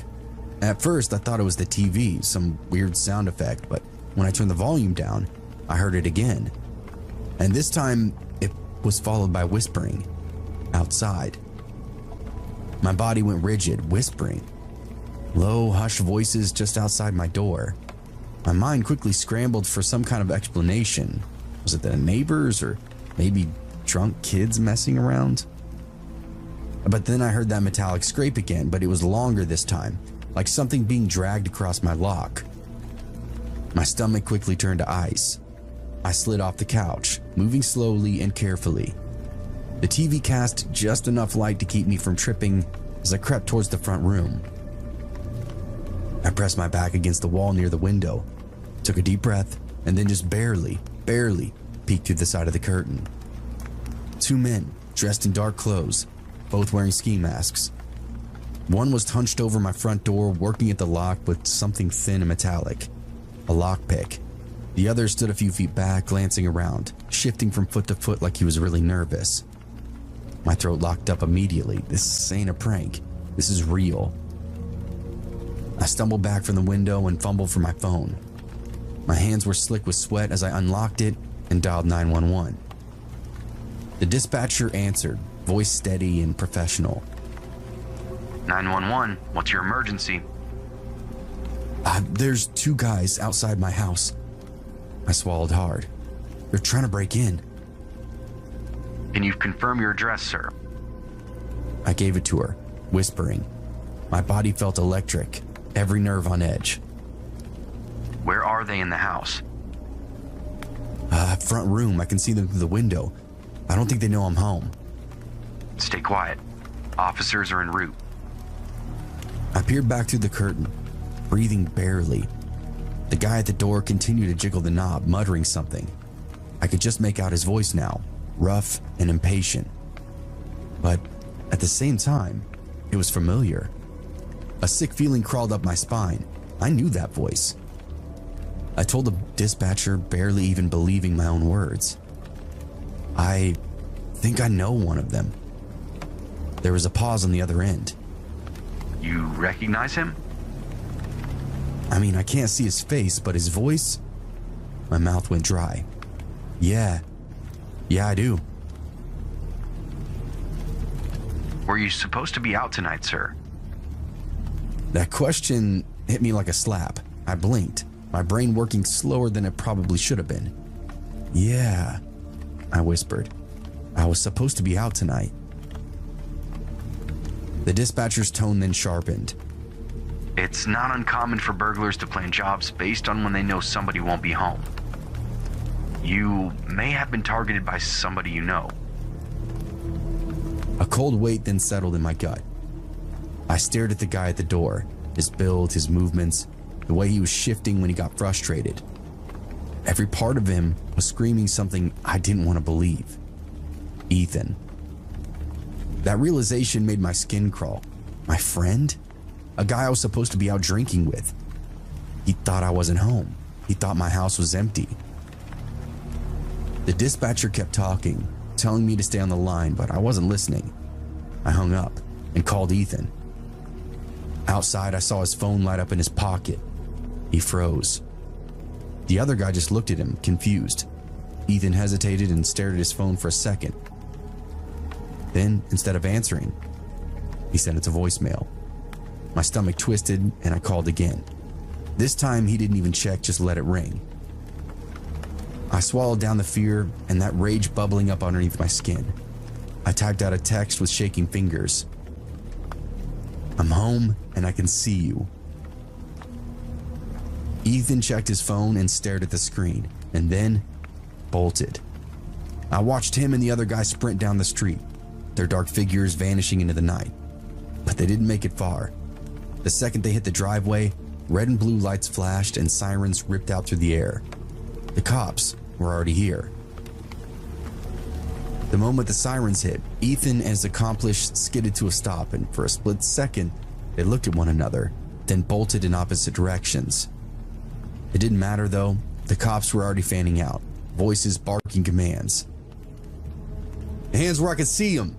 Down on the ground now! Ethan hesitated just for a second, then dropped to his knees, hands in the air. His friend wasn't as smart. He made it halfway across my neighbor's yard before 2 officers tackled him hard into the grass. I stood there frozen at my window, watching it all unfold. It really didn't feel real. The same guy I shared drinks with, laughs with, confided in, was now cuffed, face down on the pavement. A few moments later, the officers knocked on my door. I let him in, and my legs were still feeling like they weren't attached to my body. I gave my statement and recounted everything that I saw. The whole time, my voice was distant, like I was telling somebody else's story. It turns out Ethan and his buddy weren't first-timers. They were tied to a string of break-ins across the town. Small stuff mostly, electronics, cash, anything that could flip quick. He'd been robbing houses for months and months now, including mine apparently. The reality of it all didn't hit me until after the cops left and my house was quiet again. I locked the door, double-checked the windows, and then sat in the dark staring at my phone. I don't really know what I was waiting for. A follow-up for the police or my friends, really anything, but nobody reached out. I sat up for most of the night totally perplexed, half paranoid. It was a really weird feeling. I ended up just taking more cold and flu medicine and forced myself to pass back out. Over the next few weeks, I distanced myself from some of the more sketchy friends I'd made over the years and got all the info I could on Ethan. He went away for a few months, maybe a year, but he's out and about again. He even tried apologizing to me, but I still don't talk to him. Folks like that definitely aren't worth the trouble.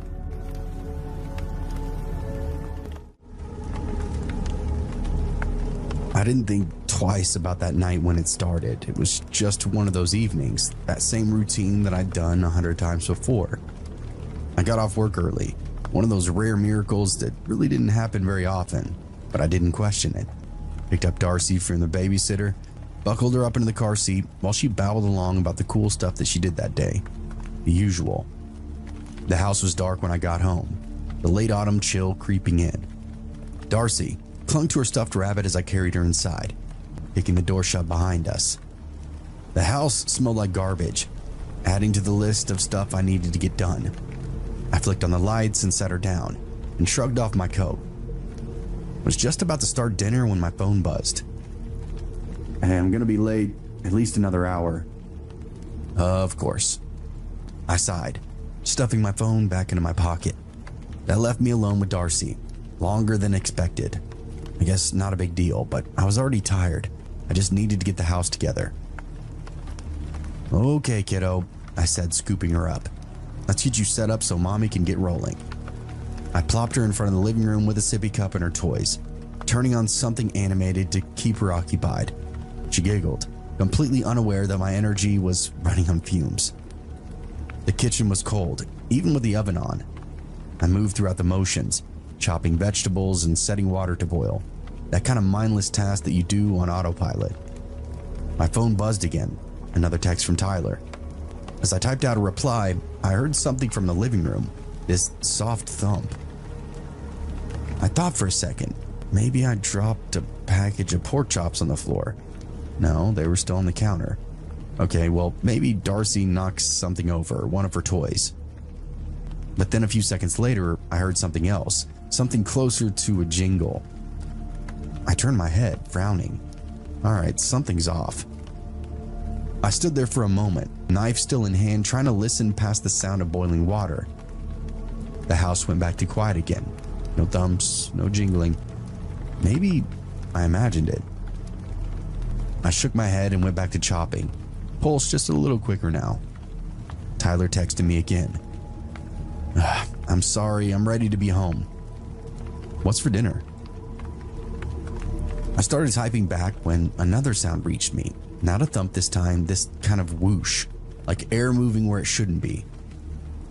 I turned my head towards the living room. A breeze? I could feel it now, drifting into the kitchen, sending a cold draft across the back of my neck. I dropped my phone. The front door was open, wide open. The next second was pure electric panic. My stomach flipped. I ran, nearly knocking over a chair. "Darcy?" My voice cracked as I burst into the living room. Empty. The sippy cup was on its side, dripping milk into the carpet. Her stuffed rabbit lay abandoned near the couch. The front door gaped open to the night, a dark mouth swallowing up my child. I ran to the threshold, heart slamming, eyes darting across the yard. The porch light wasn't even on. Pure black and no Darcy. My brain couldn't perceive or process it. 1 second she was there and the next, gone. I staggered out into the porch barefoot, cold slapping at my legs. I screamed her name into the night. "Darcy, baby, where are you?" No answer. I ran down the steps and scanned the yard, the driveway, the sidewalk. My pulse was roaring in my ears. Could she have gone toward the street, the backyard? My mind raced through every horrible possibility. And then I heard movement, a rustle from beneath the porch. I spun, breath sharp in my throat. I dropped to my hands and knees, peering through the lattice work. There she was. Darcy crouched against the foundation, wide-eyed and silent. Her tiny hands clutched her shirt, but she wasn't crying, just staring. "Baby," I gasped out. My voice was shaking. "Come here, come to mommy." She didn't move. I reached for her, trying to stay calm, but then I saw it, the thing in the shadows just a foot away from her. A skunk. Its black and white shape curled tight, tail raised, nose twitching as it watched me with these beady little eyes. The pulse slammed harder. Darcy was trapped. One move from getting sprayed, or even worse, bitten. My hands curled into fists, and I forced myself to breathe. Panic would not help. "Darcy, sweetheart," I whispered. "Don't move, okay? Just stay still." She just blinked at me, as if waiting for my next move. I twisted around, hearing footsteps, chest seizing up. It was Tyler jogging up the driveway, confusion written all over his face. "Jesus, what the hell's going on?" he panted out, and somehow I didn't hear him pull up to the house. I pointed under the porch. "It's Darcy. She's stuck and there's a..." The skunk shifted, and my breath caught. "Don't startle it," I hissed to him. Tyler crouched beside me, peering into the darkness. Shit. Slowly, he straightened up and reached into his coat pocket, pulled out his keys. I didn't know what he was doing until he aimed, pressed the button, and set off the car alarm. That blaring sound shattered the quiet. The skunk flinched, and its tails flicked up and then gone. A streak of black and white shooting out from underneath the porch, vanishing into the bushes. Darcy then let out this startled little yelp, and that's all I needed. I lunged forward and grabbed her and yanked her in my arms, stumbling backwards into the grass. She clung to me, her tiny body trembling. I pressed my lips to her hair, whispering, "You scared me so bad, baby." My whole body felt like it had been hollowed out, shaking with the leftover adrenaline. Tyler bent down and checked her face and her arms. "She okay?" I nodded. "I think so." Then that smell hit me, something burning. Tyler's eyes went wide. "Dinner." I turned and stared through the open door, smoke curling from the kitchen. The pot on the stove, whatever I was cooking, was now in flames. We ran inside. Tyler grabbed the fire extinguisher from under the sink while I yanked that smoking pot off the burner. My hands were shaking so hard that I almost dropped it. Flames hissed and died as Tyler let out a blast of white foam, coating the stove, the counter, and half the floor. Smoke curled toward the ceiling. That smell of burned food filling up the house. For a second, nobody spoke. We just stood there panting, Darcy still clinging to my hip. And Tyler let out this short, breathless laugh. "Whew. Hell of a night." I wanted to laugh too, but it didn't come. My body was still buzzing from the panic of losing Darcy, from that skunk, from nearly setting our house on fire. I turned and pressed my forehead to Darcy's soft curls, inhaling her scent.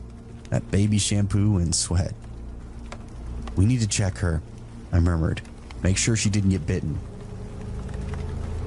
Tyler nodded and reached out to brush a hand over her back. No scratches, no blood. We still stripped her down and tossed her into the bath, just to be safe. She was sleepy now, the whole ordeal already fading in her little mind. By the time we got her dried off and into the pajamas, she was nodding off in my arms. I sat with her in the rocking chair, staring out the window into the dark yard, my pulse finally slowing down. Tyler walked up behind me, resting a hand on my shoulder. "It's okay now." I nodded, but deep down I knew. Those 30 minutes were the longest, most terrifying in my entire life. And thank God Tyler just happened to get home a little earlier than expected. I never left that door unlocked again, I'll tell you that.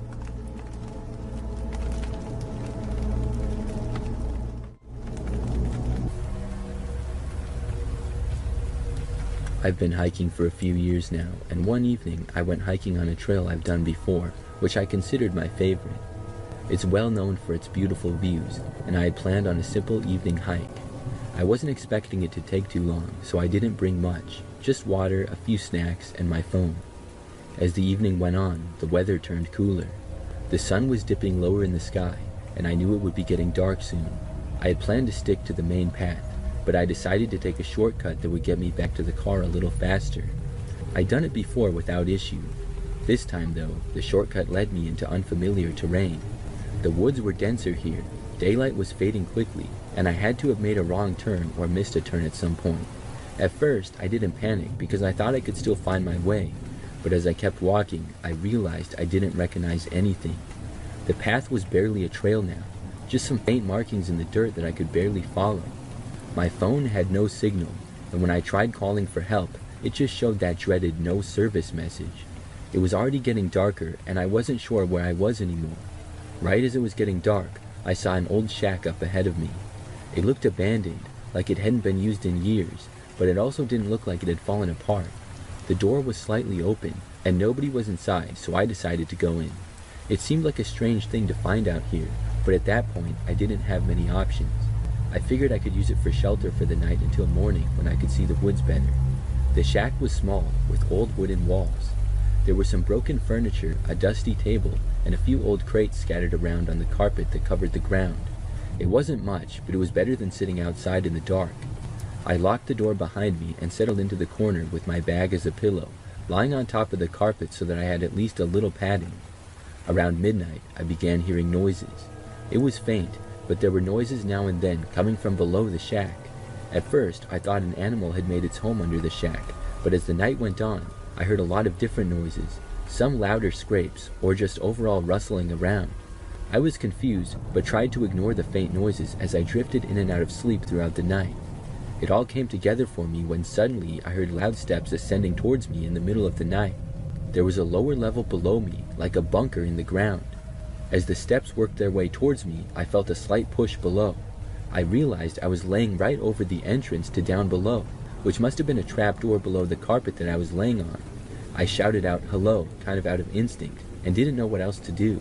Whoever was below me trying to open the door frantically ran back down the stairs. A few moments later, I heard someone scrambling away into the woods, making a lot of noise as they went. I was a little worried that the person might come back, but I wasn't going to find the trail in the middle of the night, so I stayed. I spent the rest of the night huddled up in the shack, hoping that the morning would come soon. In the morning, before I left the shack, I tried to open the trap door below the carpet, but it was locked, and I couldn't find any other entrance to the bunker below me. There had to be another entrance because whoever was down there had taken off into the woods earlier that night from a different exit, but it was well hidden because I didn't see it.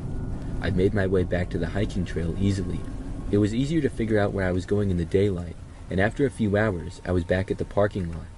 I immediately reported what I had found to the authorities, but when they asked for the details on the location, I couldn't give them an exact spot.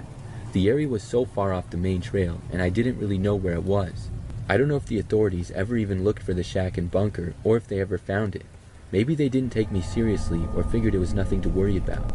To this day, though, I question myself why someone needed a hidden bunker below an old wooden shack in the middle of the woods for.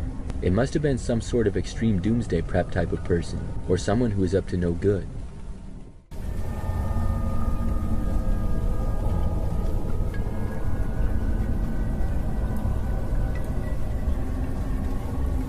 One of my last years at church camp when I was a teenager, I got a good scare and learned a good life lesson. I was 14, and my friend Tyler and I had snuck out of our cabin after lights out time. We didn't plan to go far, just a short walk around the campgrounds. We wanted to explore a little, talk about whatever was on our minds, and maybe see if we could scare each other. We were bored. We had spent the whole week at camp doing all the usual stuff like hiking, swimming, and the evening campfires. But that night, we felt like doing something different. We didn't realize how dumb it was until it was too late. We left our cabin quietly, trying not to wake anyone, and walked down the path towards the woods behind the camp. The camp was isolated, with no houses for miles, no streetlights, just trees and a couple of small buildings scattered around. We knew the camp pretty well, but we had never tried to navigate it in the pitch dark. We wandered for what felt like a while, just talking and laughing in the dark. We figured we'd make it back before anyone noticed that we were gone. But when we turned around to head back, we realized the camp didn't look the same. The trail we had followed into the woods didn't seem familiar. The lights from the cabins were not where they should have been, and the shadows from the trees were deeper, like they were closing in. Tyler and I started walking faster, but it only made things worse. The more we tried to get back, the farther we seemed to get. The trail was different. It twisted and turned in ways we didn't remember. The trees looked bigger and the path narrower. It was like the woods were alive, shifting around us. We tried to retrace our steps, but it felt hopeless. By then, we were both nervous. Tyler kept insisting we'd get back, that we just needed to keep walking, but I wasn't so sure. My mind kept jumping to all the creepy stories we heard at campfires earlier in the week. You know, the usual scary stories about lost campers, strange sounds in the woods, and old legends nobody really believes but still makes you uneasy. After about an hour, we stopped. The woods were thick, and the moonlight barely cut through the branches. There was an eerie silence, like everything was holding its breath. That's when we heard something, a noise far off in the distance. It sounded like footsteps, with the crunching of leaves and twigs breaking. Someone was walking, but not in a normal way. It was like they were dragging their feet. We didn't say anything, but we both knew that we had to get out of there. We started walking again, only this time it was with a sense of urgency. It felt like we had to get back before whatever was back there caught up with us. Finally, we saw one of the camp cabin's lights, faint but visible through the trees. We moved towards it quickly, trying not to trip over roots or rocks in the dark. We finally broke through the trees and went back onto the main path, right in front of the main campfire area. By the time we got back to our cabin, we didn't say a word to anyone. Nobody knew we had been gone. I'm not sure what happened out there in the woods that night, but I know we both felt something wasn't right. It sounds fake, but it was the weirdest sensation ever. It felt like the woods were changing constantly, somehow trying to keep us trapped out there. The weirdest part of the whole night was that I had my watch out there with me, and according to my watch, we had been out there for at least an hour and a half, maybe even 2 hours. I wasn't sure the exact time we had left, but I know it was for sure over an hour. However, when we got back to our cabin and saw the clocks there, only half an hour had passed. After that, we never went exploring in the dark again at church camp.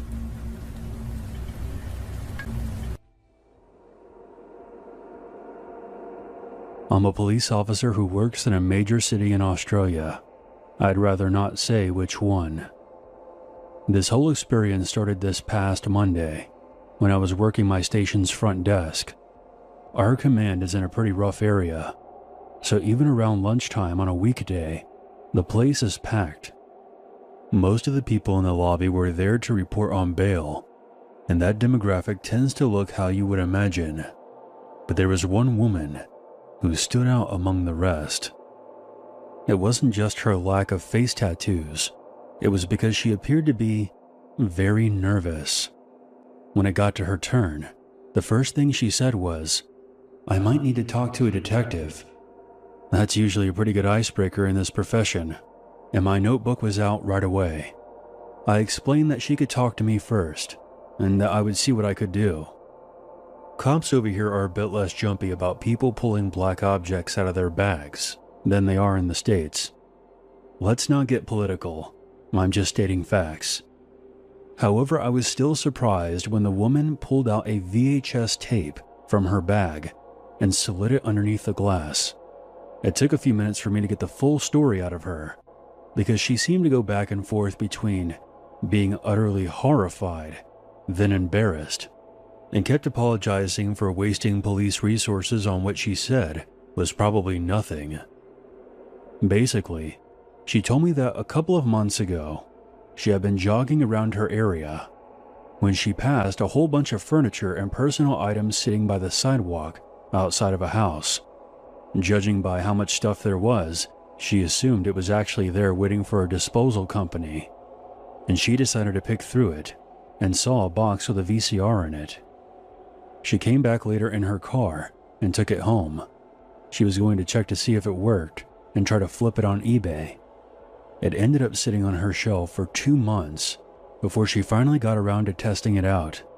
She bought a random tape from a thrift store, but when she tried to insert it, she discovered there was already a tape left inside. I thought it was stupid that she would run out and buy a tape without at least checking the VCR first.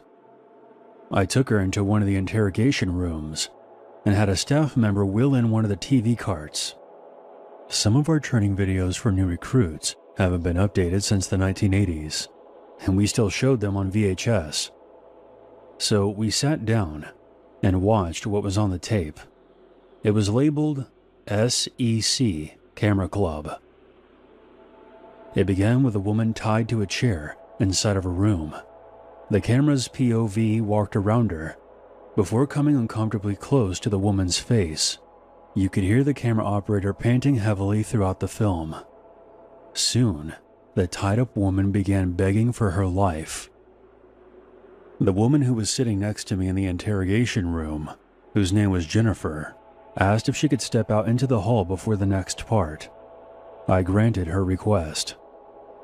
What was depicted next still makes me feel sick just thinking about it. There's a chance it could have been fake, but by the way it was shot, and the terrified look on the tied-up woman's face, it seemed real to me in the moment. The cameraman pulled out a knife, and you can guess what happened next. The screams I heard on that tape still haunt me. I was shocked. I must have looked like an idiot because I had no idea what to tell her when I came back out into the hallway. In the end, I wheeled the TV into my sergeant's office, and he basically laughed in my face and said that this was all fake. He had been a cop for 13 years and had been to dozens of stabbings, and there was never that much blood. The cranky bastard then got pissed off at me that I had spent so much time watching a horror film when the lobby was still full of people. Even before the pandemic, the sergeant didn't like too many customers waiting around the station. I relayed what my sergeant told me to Jennifer. She was both relieved and embarrassed. I tried to give her the tape back, but she recoiled and told me to chuck it out for her. She didn't want it. I've been doing some independent research on what could have been on the tape. The only thing I can compare it to is a 1978 horror film called Faces of Death. It's a film that is presented as if it were an actual documentary, presenting the viewer with disturbing footage that depicts various ways of dying. The film is tame by today's standards, but was very shocking for its time because of the realistic nature of its presentation.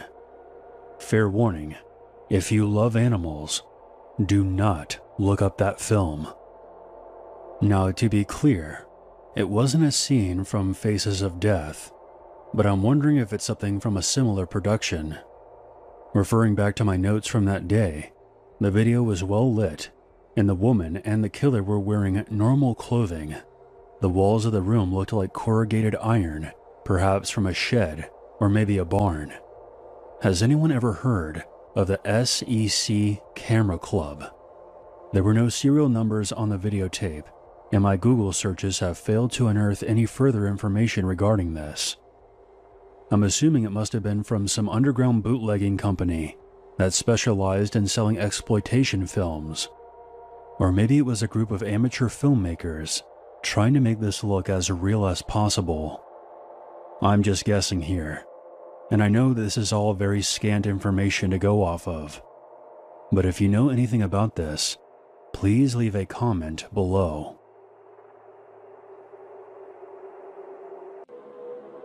I'm 19, and I live on a farm in a rural area with just my mom and older sister. There are no houses around us, just long stretches of fields and open land. Usually I go out back and do most of the work around the farm myself, while my mother handles the business side of things. My sister works in the city and has an office job. She usually gets home pretty late. One night I was outside fixing the porch light when my sister pulls into the driveway. Going by how late it was and the fact that she looked exhausted, I figured that she had had a tough day at work. But when I went inside the house, I found her talking to Mom in a low, hushed tone. I asked what happened, and my sister explained to me that there was a car following her on her way back home. This car had apparently been following her all week. She said that they would usually tailgate her for a short while and then turn away, but this time, they were tailing her almost the entire way. She took a bunch of wrong turns to lose them, which is why she was so late that night. My mom advised her to inform the police, and I supported that. My sister is capable and all, but she's also too friendly sometimes, and has frequently found herself in situations with creepy individuals. All of her ex-boyfriends have turned out to be assholes or stalkers. She's just too trusting of people at times. Unfortunately, she forgot to copy down the license plate number of the car, so she just gave the police a description of it. It was a light blue sedan, one of the older models. They told her to call it in if she noticed the car again, and that was all that could be done for now. A couple of days went by, and nothing happened. The car had apparently stopped following her. However, a package was delivered to our front doorstep. It wasn't something from UPS or the Postal Service. It was a shoebox. I saw it first when I was heading out to do work on the farm. I opened it to find a video cassette. I popped it into our old VCR. It turns out it was surveillance footage of the front of our house. It started when my sister left for work and stops when she returned home. There was a cut in between, otherwise it would have been over 8 hours of footage. I showed my sister when she woke up.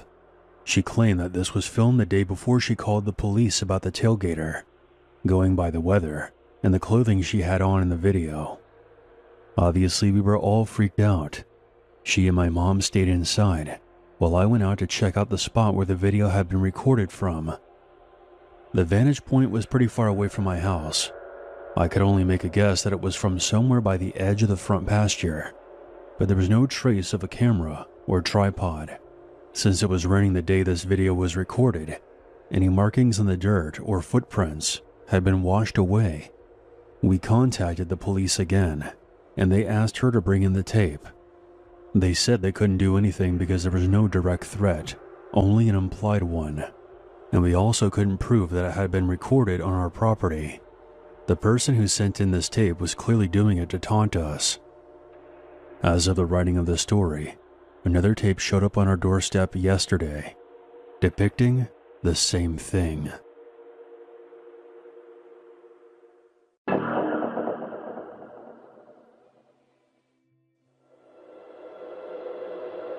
I'm a female, and I was 20 years old when this happened. At the time, I was a junior in college. I transferred from a local community college to a university a few hours away. Due to a communication issue with the admissions office, I had a very short amount of time to find a living accommodation. I didn't know the area, and I had to resort to looking at Craigslist ads for a room to rent. Thankfully, I found a place near my school and met up with the guy who was renting out the room. It was a large house in a very nice neighborhood. The man's name was Peter. He was in his early 30s, worked mostly from home, and was very polite.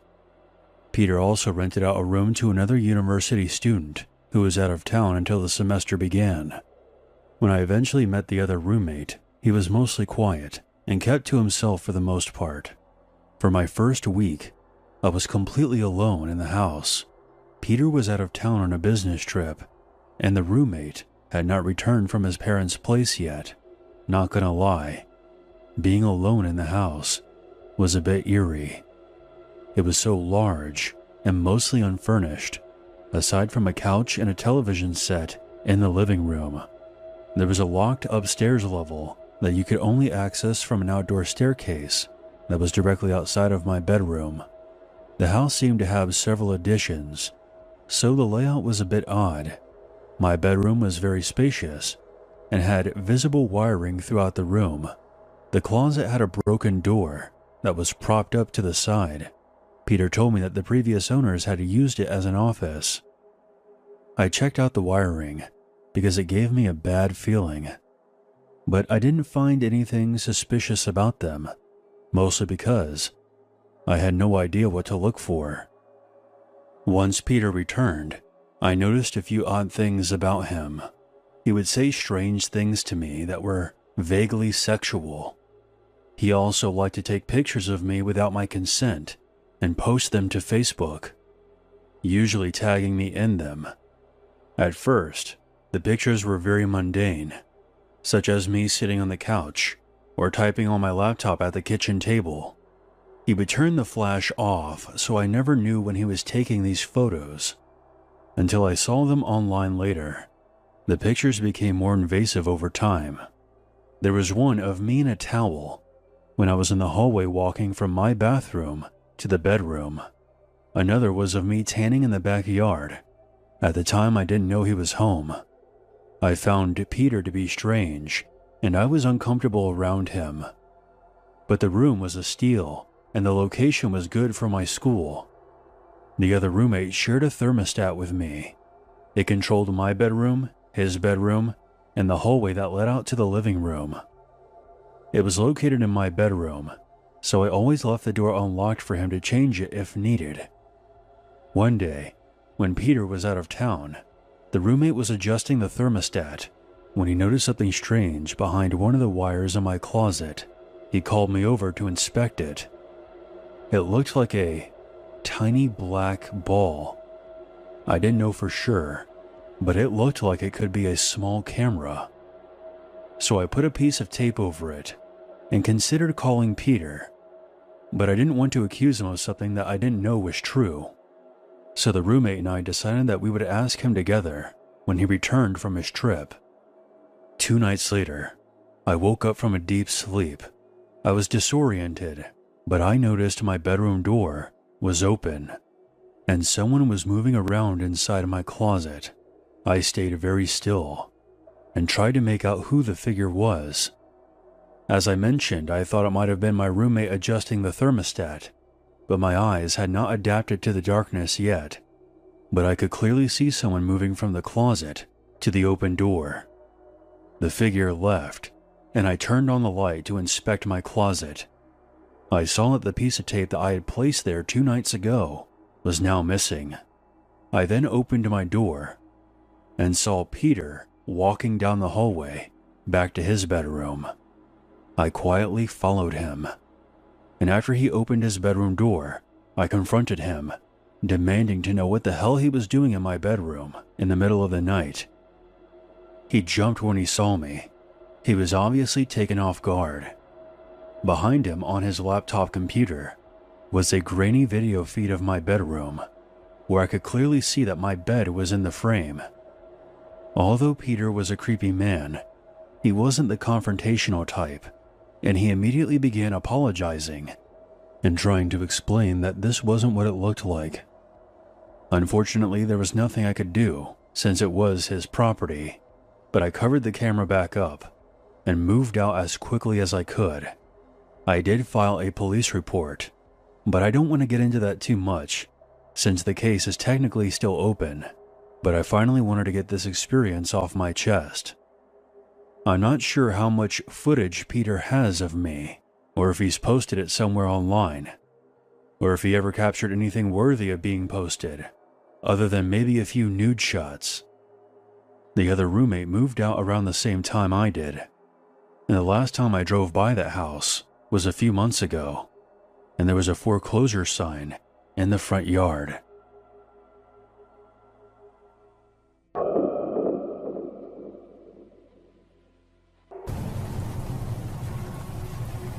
This happened just last summer. I live by myself in what I would describe as a typical apartment. I have 1 bedroom, a bathroom, kitchen, and living room pretty much.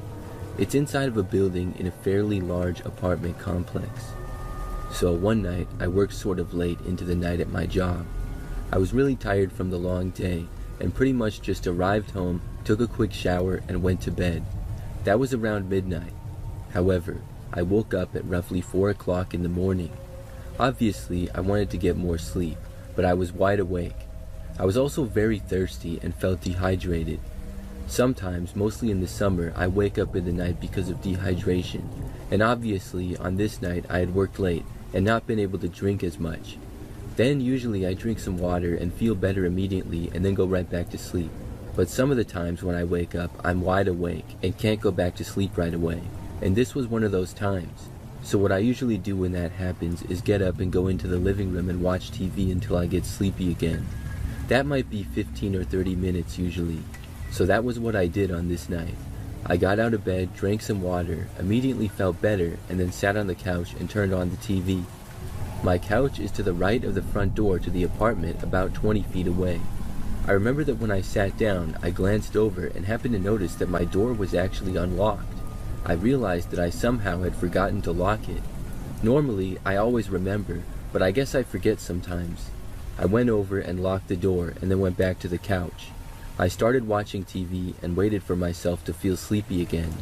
I was flipping around the channels for maybe 5 minutes when suddenly I heard a noise. Obviously, it was very quiet other than the noise from the TV, but the sound I heard was somebody trying to open the front door to my apartment. I really couldn't believe it, and I had no idea who it could be. I sat and listened, but didn't hear anything else. Then, after a moment, I got up and I walked over to the door. I looked out of the peephole, but nobody was there. Then I opened up my apartment door and looked into the hallway. That's when I saw him. There was a man wearing a hooded sweatshirt walking away from me down the hallway. He was mostly looking down at the ground, and then he went to another door and tried opening it, but this one was also locked. I watched him go to another door and try that one as well. Apparently, he hadn't noticed me opening the door. I didn't know who this guy was, but he was seemingly trying to get into any apartment. As he reached the end of the hallway, he suddenly looked behind him and then he saw me. When he did, I quickly closed the door. I was afraid that he would come back, but he didn't. Soon after, I went back to bed. I'm really glad that I woke up when I did that night and locked my door, or who knows what could have happened.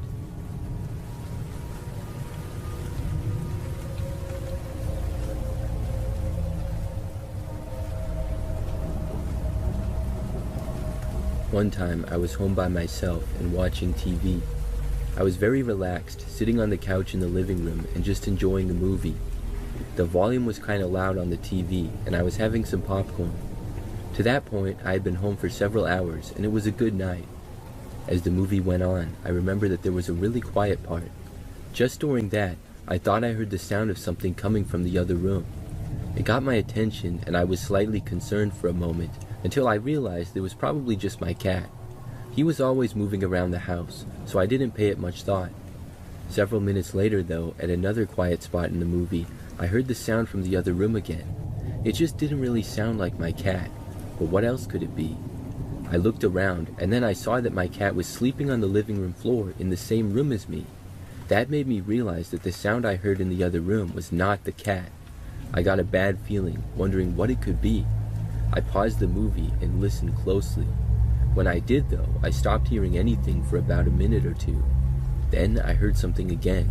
It sounded like somebody was quietly walking through the kitchen, farther away. I couldn't see that area of the house from where I was. I stayed where I was on the couch, wondering if I should call the police or what. For several minutes, though, I didn't hear anything more. So at that point, I was wondering if I had gone crazy or if a person was actually in my house.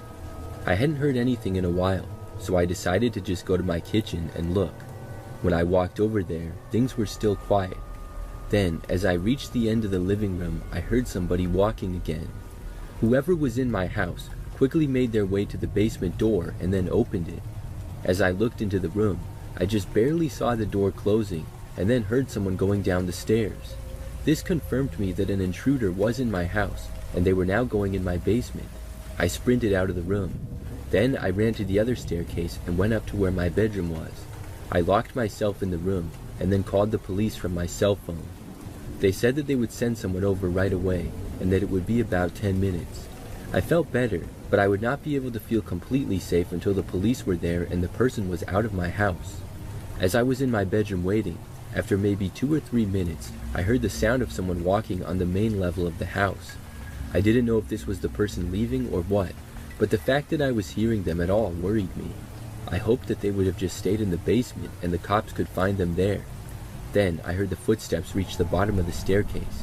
Whoever was there then began walking up. Now I was really worried. They slowly walked up the stairs, and then it was like they made a beeline for my bedroom door. They went right up to it, and then tried opening the door, which thankfully had a lock on it. When this happened, I desperately wanted the police to get there now, but they weren't there yet. The person walked away from the door, and then back downstairs. I felt slightly better, but they still didn't leave. I heard them just walking around all over the main floor for several minutes, until at last the police arrived. The cops entered the house, and within seconds I heard multiple voices. After a while, when it was safe, I went downstairs.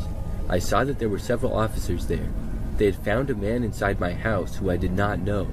I was told that he was likely trying to rob my place. Luckily, he hadn't done any damage or anything. How he got inside of the house, I do not know. I'm really grateful that I came out of that situation all right. The scariest part to me is that the guy went up to my bedroom when I was in it.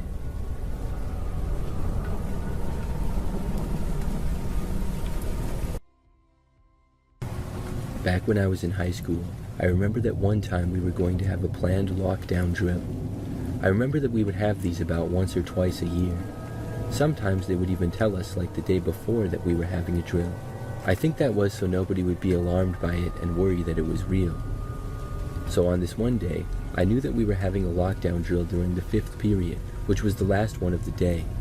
The drill would usually consist of an announcement, and then the teachers turning off the lights to their classroom and locking the doors. Sometimes they would make the students huddle in the back of the classroom. Other times we would just sit in our desks. My last period of the day was usually pretty boring, but I did have one of my best friends in that class, Ryan, with me.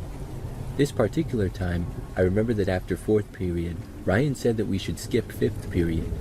At this moment, we had both completely forgot about the lockdown drill. I just remember that I knew we weren't doing much in the class, and so did Ryan. It was basically like a work day, where we would just work on homework assignments and stuff. So being immature high school kids, we decided to skip class and head home early. We went to our lockers to get our stuff, and took our time as the bells sounded, indicating that class was now in session. We were in no rush, because the school was not super strict, and we figured we could just walk right out.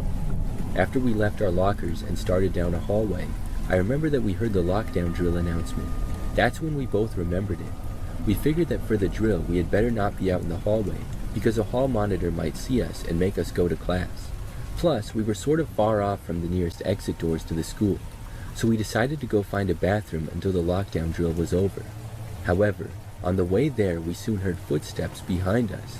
We turned a corner and didn't look back, assuming it to be a hall monitor.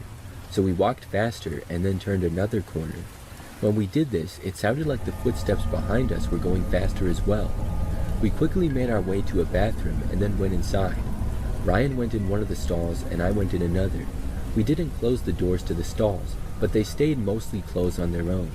Then we stood on the toilets so our feet couldn't be seen on the ground. A few moments later, we heard footsteps quickly approaching outside in the hallway. Whoever it was actually entered the bathroom, which caused me to be very nervous, and I'm sure Ryan was as well. We just stood there as quiet as can be. The person then entered the bathroom very briefly and then walked out pretty fast. It was like they just looked in really quick to see if anyone else was inside of it and then continued on.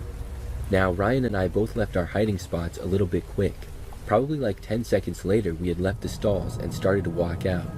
When we left the bathroom, we noticed that the person was still in the hallway. It was a man, and he had made it almost to the other end of the hall, and he was walking facing away from us. But we realized that this likely was not a hall monitor. He was wearing just a black jacket and jeans, which is not something that a school employee would wear. After we got out into the hallway, we noticed the man stop and then start to turn around. Ryan and I both quickly went in the other direction of the hall and then turned the corner.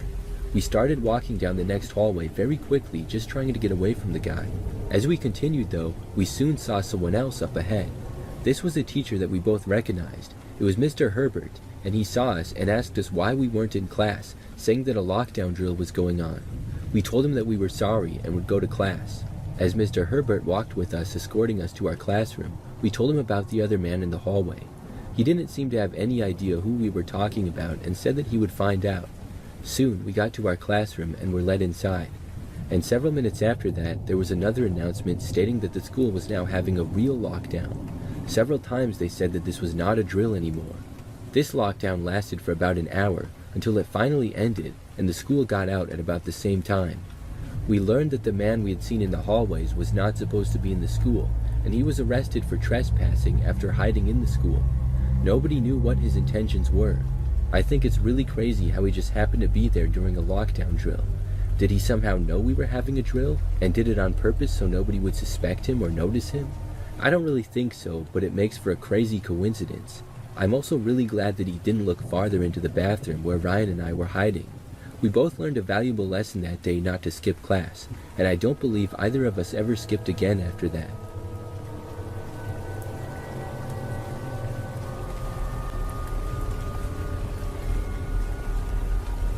I remember my first ever school lockdown that I was a part of.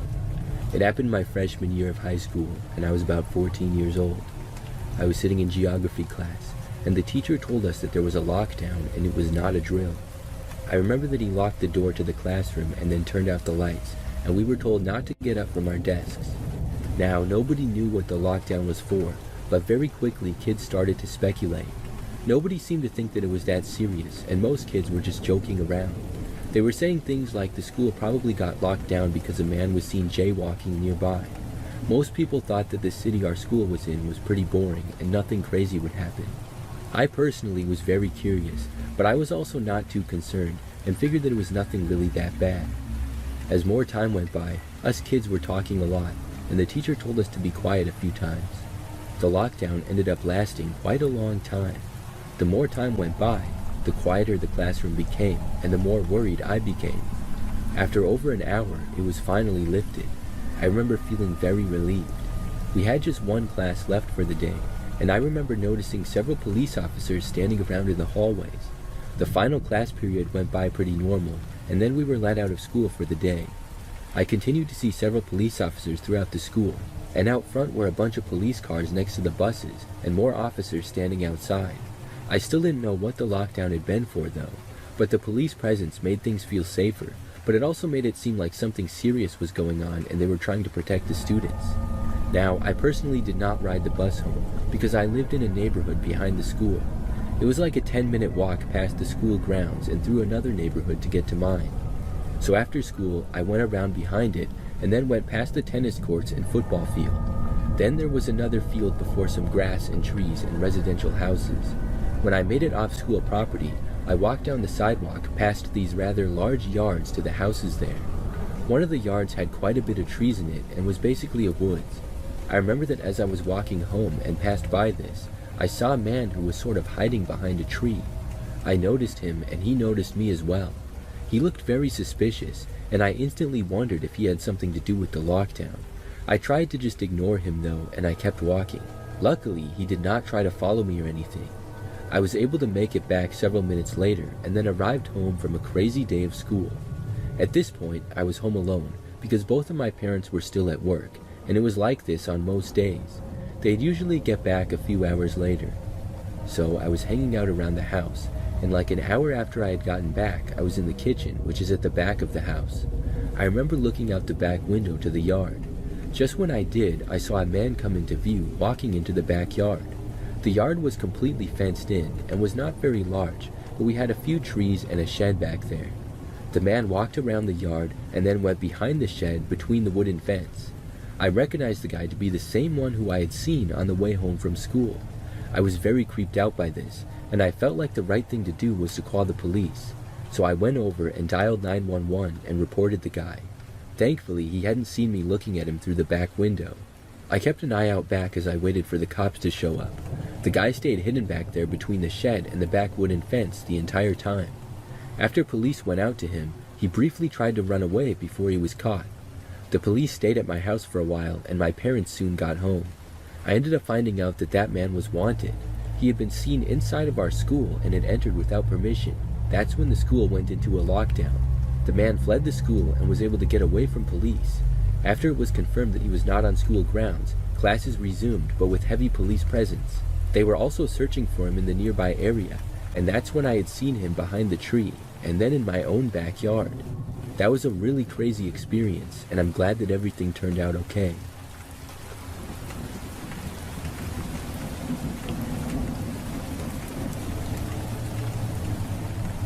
I'm a school teacher, and this is the story of something that happened a few years ago.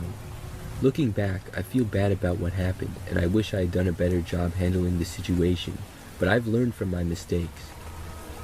So, I was teaching second period English class, and I had a class of about 20 students in it.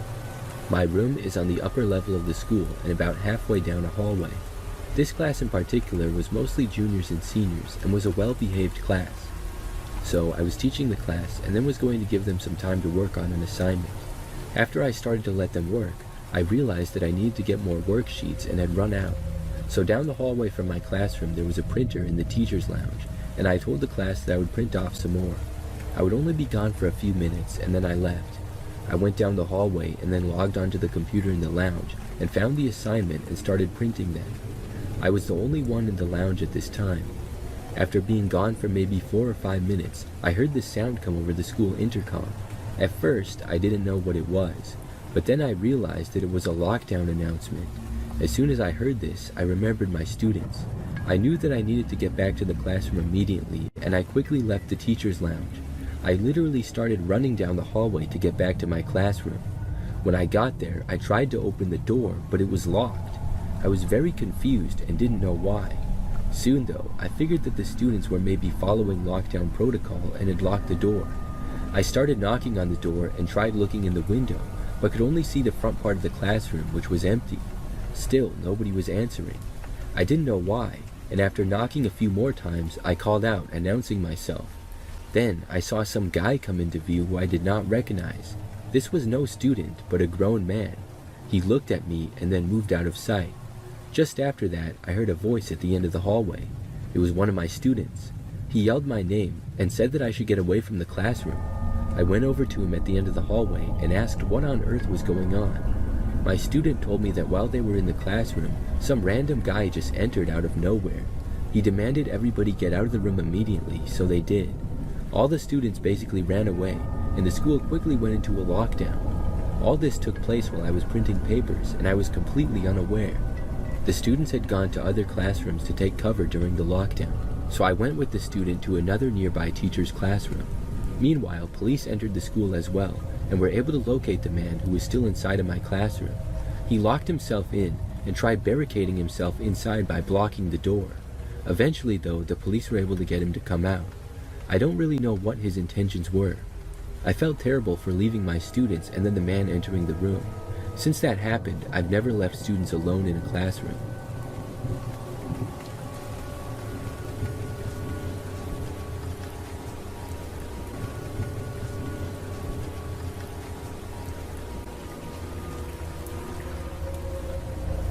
When I was in high school, something really strange happened one time. Early on in the school day, I remember that I was in class and I left to go to the bathroom. This was something that happened all the time. I left the classroom and started walking down the hallway. When I was nearing the bathroom, I remember that I came across this woman who I assumed to be a teacher. She looked sort of professional, and we kind of crossed paths in the hallway. I had never seen her before though, and knew most of the teachers in the school, so I thought that maybe she was a sub. When I was walking by her, she asked me where a certain teacher's room was. I can't remember the name that she said, but it was a name that I had never heard before, and like I said, I knew most, if not all, the teachers in the school. I told her that I didn't know, and then I kept walking. I made my way to the bathroom and went inside. After being in there for like a minute, I left and went back out into the hallway. Right when I started walking back though, I heard the announcement for a lockdown over the school speakers. I started walking faster to get back to my classroom. A short time later though, I ran into the woman again. She was walking in the hallway and saw me once more. When she noticed me, she said that I was not supposed to be out in the hallway. She very confidently told me that I needed to come with her and to go to her classroom for the lockdown. I started to say that I was going back to my own classroom that I had been in, but she interrupted me and said no, I had to go with her. So at that point, I just said okay and started following her. She started to walk very quickly and we went down the hallway. At first, I couldn't believe how fast she was walking and I was trying to keep up with her. I really didn't want to go to her classroom, but she wasn't giving me an option. So we went down 2 hallways and she kept looking back at me like she was trying to make sure that I was still following her. Then we headed to the west wing of the school, which I was very familiar with. It was really just the gym and athletics area of the school, as well as some lockers and offices. There weren't really any classrooms over there. So at this point, I was very confused and also suspicious, because I knew this woman did not have a classroom over here. The longer I followed her, the more I got a bad feeling that got worse and worse, like I shouldn't be following her and I needed to get away. Then, one time when she wasn't looking back at me, I decided to just go back. I stopped and turned around and then just started sprinting back to my classroom. As soon as I did, the woman stopped and then started to chase after me. I ran as fast as I could, and at first the woman was right on my tail, but I was a lot faster than her and quickly able to pull away. I kept going and then made it all the way back to my classroom. I started banging on the door like crazy until I was let back in. I told my teacher about what happened, and she made a call to the offices. A while later, when the lockdown was lifted, I found out that the very same woman who had tried to get me to follow her was the cause of the lockdown. She had entered the school by breaking a window to an empty classroom. I'm not sure what exactly she wanted. She was not a substitute teacher at all, but was posing as one. Why she wanted me to go with her, I do not know, but I'm really glad that I followed my instincts and ran away, and that was the only lockdown in my high school career. It was crazy, and I'm glad that nothing like that happened again.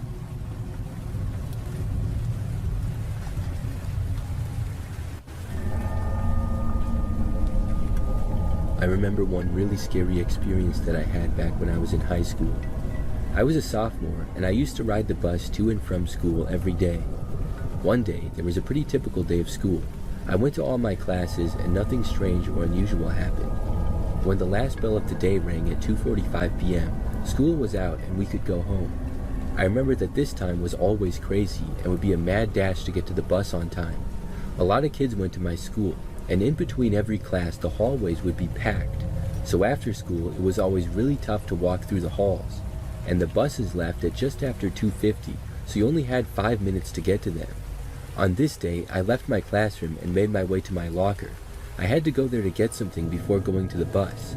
This proved to be a mistake, because after literally running through the hallways and getting outside, I saw that I had missed the bus. I was really disappointed, because I lived too far away from the school to walk home. I also didn't have any good friends with cars, so I would have to wait for my mom to get off of work and give me a ride. Fortunately for me, my mom got off of work at about 3:30 or 4 p.m. usually, so I would only have to wait at the school for about an hour or so. So after calling my mom, I went back inside of the school, not really knowing what I was supposed to do. I had never missed the bus before, and had never stayed after school unless I had a sports practice. When I went back inside of the school, I saw that there were only a few students still inside, mostly just upperclassmen who drove themselves. Within probably 10 more minutes, the hallways became completely empty with just me walking down them. Now, my school did not really have any places to hang out at all. There were no study areas or couches or chairs set up. It was just hallways and classrooms, really. So I figured that I would just walk the halls while I waited for my mom to come to the school. I remember that I walked the halls for maybe 15 or 20 minutes. I made it towards the back end of the school, and things were completely empty. Then I heard this sound come over the school speakers. It was followed by an announcement that there was a lockdown and that this was not a drill. At first, I was very confused. I didn't know that there would be lockdowns when school was not in session, and I didn't really know what I was supposed to do in this type of a situation. Obviously, I was not in class and didn't have a classroom to go to either. I looked around at the classrooms that I was passing by, and all their doors were closed and they seemed to be empty. I kept walking, thinking maybe I would just leave the school altogether. That's when I came around a corner, and way up down the hallway, I saw this guy wearing all black and a ski mask on his head. I knew that something was up there, and I quickly went back around the corner. I saw the bathrooms and quickly went inside them. Once I was there, I stopped and listened to see if the person would go near. I figured the bathrooms were really the only place I could hide for the lockdown. For a minute or two, things were pretty quiet, and I didn't hear anything. Then I started to hear footsteps not far out in the hallway. They didn't really get that close though, but seemed to be a ways away. Moments later, I heard a very loud banging sound, like someone was smashing the lockers or something. I didn't know what exactly it was, but it made me feel on edge. These sounds went on for a while. Then, after about a minute or so of quiet, I heard more loud banging followed by the sound of glass breaking. It was from a ways down the hallway, but I no longer felt safe hiding in the bathroom. When things quieted down a little bit again, I knew that I needed to get out of there. I carefully went to the entrance of the bathrooms and looked out into the hallway. I didn't see anything, indicating that the sounds I heard must not have been within my sight. Then I quickly left the bathroom and ran the opposite direction to where I had heard the noises. I ran all the way until I got to the front of the school. When I got towards the lobby, I saw a police officer. He seemed a little bit surprised to see me, but I quickly told him how I had seen a guy in a ski mask and stuff. Another police officer who had entered the school told me to go outside the front door and they would handle it. I went out and there were several police cars. I waited there while the police went inside, and my mom got there a little while later.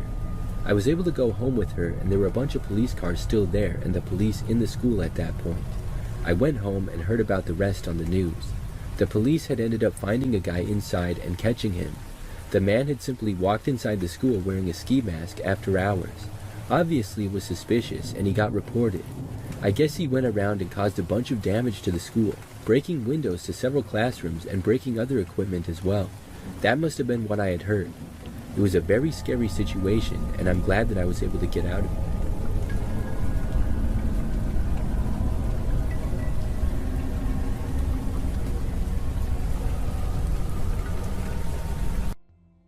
In 2011, I moved to a college in Colorado during the winter for my master's degree in psychology. The school had a really good program, and a master's was mandatory for my career. My financial aid covered housing, and I had a single dorm that sat right on the edge of campus.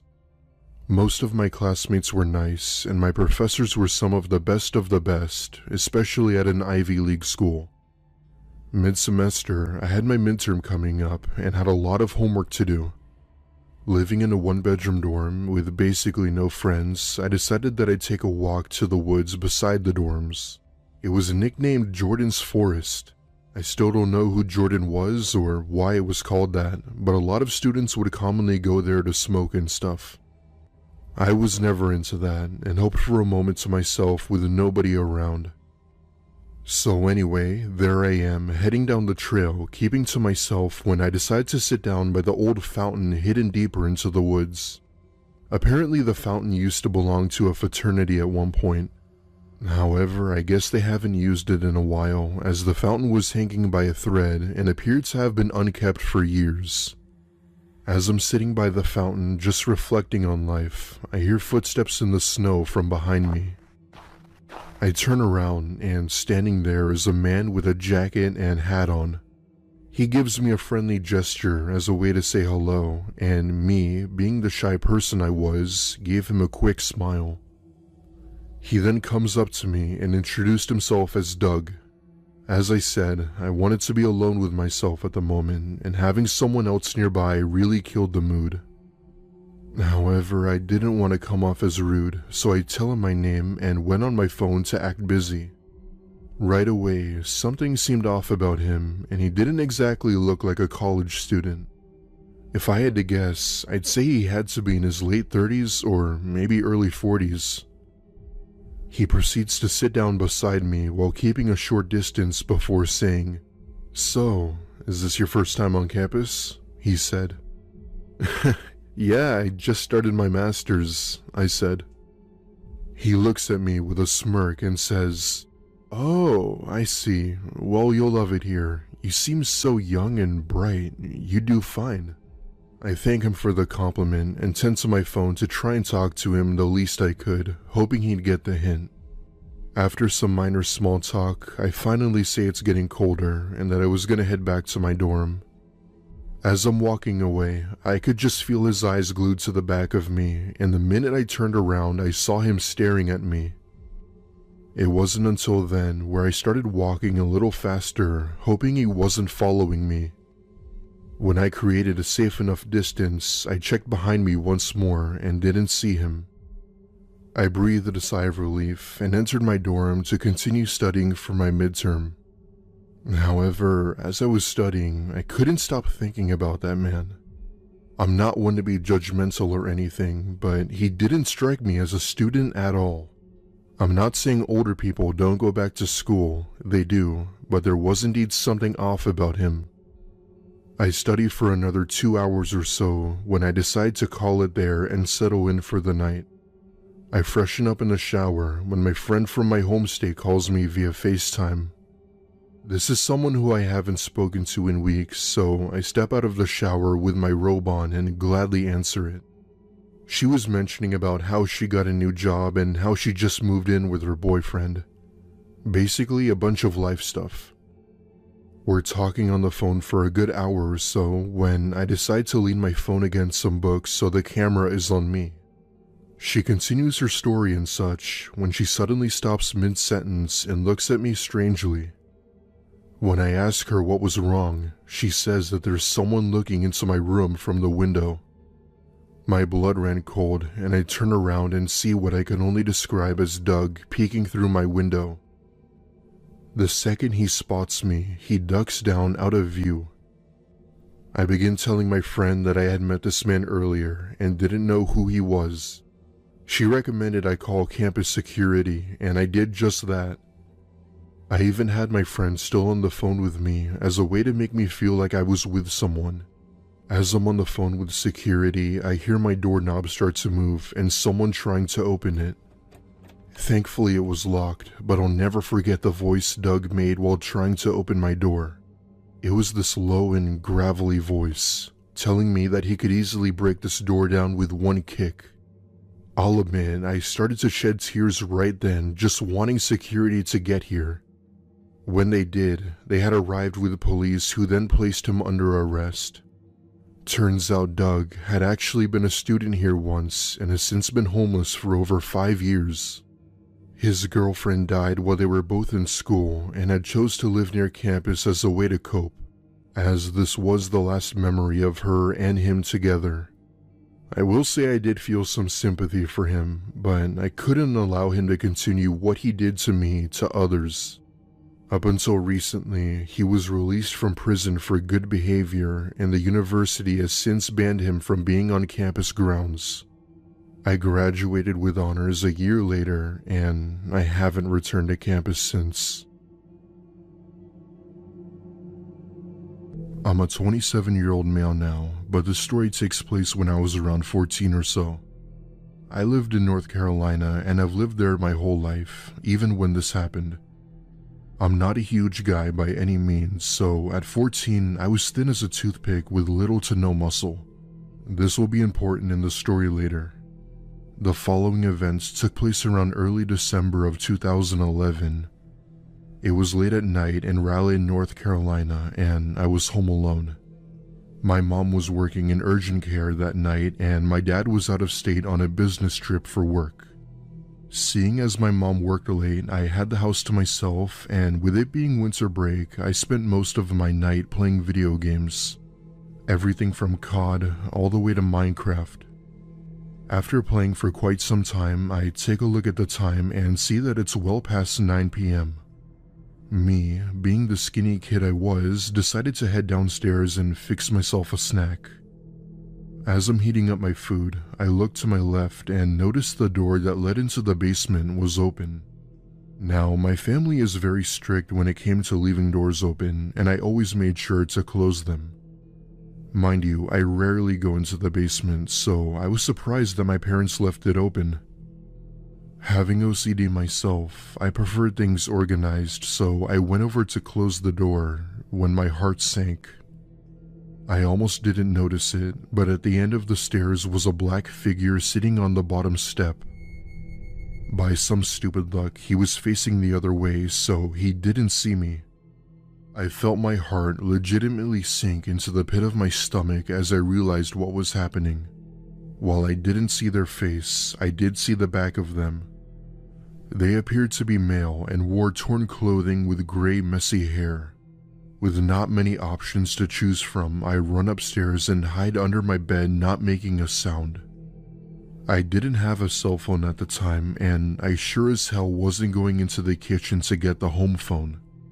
With nothing to do, I just stayed in my room, hiding under my bed when I hear footsteps coming up the basement stairs. At this point, I knew whoever this person was knew I was here. In my innocent 14-year-old head, I prayed he would just leave if he knew there was someone else here. However, that simply wasn't the case. Instead of accepting that there was someone else here, he took it a step further and proceeded to walk upstairs to my room. I hear him coming and I come up from under my bed with my mind racing on what to do. Now, this is where my lack of strength comes into play. I was trapped in my room, I didn't have a weapon, and I wasn't sure what this person was capable of doing. With no other option, I go to my window and attempt to open it as a way to escape. However, the cold weather from outside made it more difficult for me to open the window as the frame was basically frozen. All the while, I'm trying to get it open and I hear the footsteps walk up the stairs and stop at my door. He then proceeds to knock, followed by him mumbling something I couldn't understand.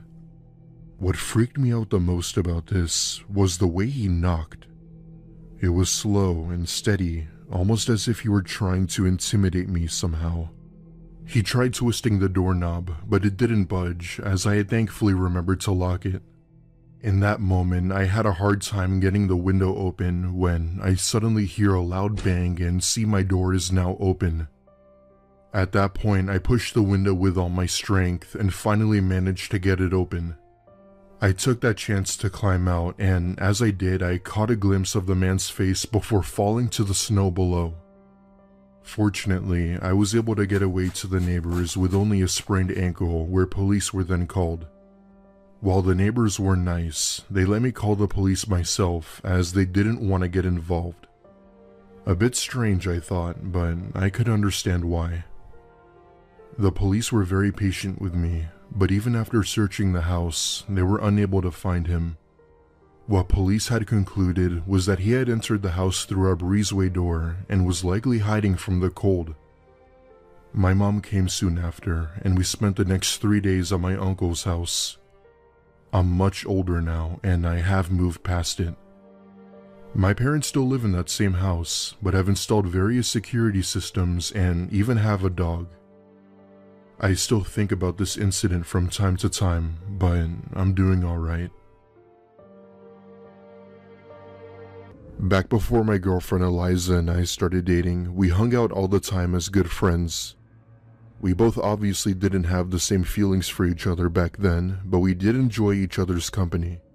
This happened around the time where we both started to feel that there was something more to our relationship than friends. It was the winter of 2018, and we both had planned a skiing trip up to Vermont. Vermont had really good slopes, and with us having some experience with skiing, we were up for a challenge. We rented out a hotel room close to the ski resort as it seemed the most convenient for us. We took the gondola ride up to the mountain and had a great time skiing. As much as people don't like the idea of skiing, it was actually really fun if you practiced. That being said, we spent most of the day skiing and having a blast. Apart from the ski resort was a hiking trail and lodge for people who either didn't want to go skiing or if people wanted a break. It was nearing the end of the day, and Eliza suggested we take the hour-long hike around the mountain. Now, this hike was sort of a do-it-at-your-own-risk type of hike, meaning there was no trail guide or anything like that. The only thing we had as a guide was some painted markings around the trees to know where we were going. Even though it was a beginner's hike, it was still really easy to get lost in these woods. Eliza and I started our hike, just enjoying ourselves and whatnot. We're about 20 minutes into the hike when she has the urge to pee. It wouldn't be for another 50 minutes or so before we reached an actual bathroom, so she said she'd go into the woods and that she'd be back. I watch as she walks off the path and into the woods before disappearing behind a large tree. She went pretty far off, but I thought she just needed extra privacy, especially us being on our first trip together. However, as the minutes passed, she never returned to the path and I didn't even see her. I then thought to myself, What could she possibly be doing that's taking her so long? I thought. At this point, she had been gone for a good 10 minutes, and that's when I started to get worried. I step out of the trail and follow her footpath to try and find out where she went. Thank God I see her standing by a small clearing with her phone out. Then she motions for me to go to her. When I walk up to her, I see what she stopped for. In this small clearing was what I could only describe as huge bones. Maybe bear, maybe horse, I don't know. The majority of the bones were organized in circles, and even some formed into a teepee of sorts. There were also some smaller bones hanging from trees by some string. I asked Eliza what the hell this was. As expected, she didn't know, and we began to wonder if the resort knew about this. There was also what appeared to be a half-formed humanoid snowman type sculpture next to the bones, indicating that someone had recently been here. All of a sudden, we both began to get a strange feeling that we were being watched, and we got out of there ASAP. We were not going to stick around to find out who or what made this, as it didn't strike me as anything good. We told the resort, but we never heard anything back from them after our trip.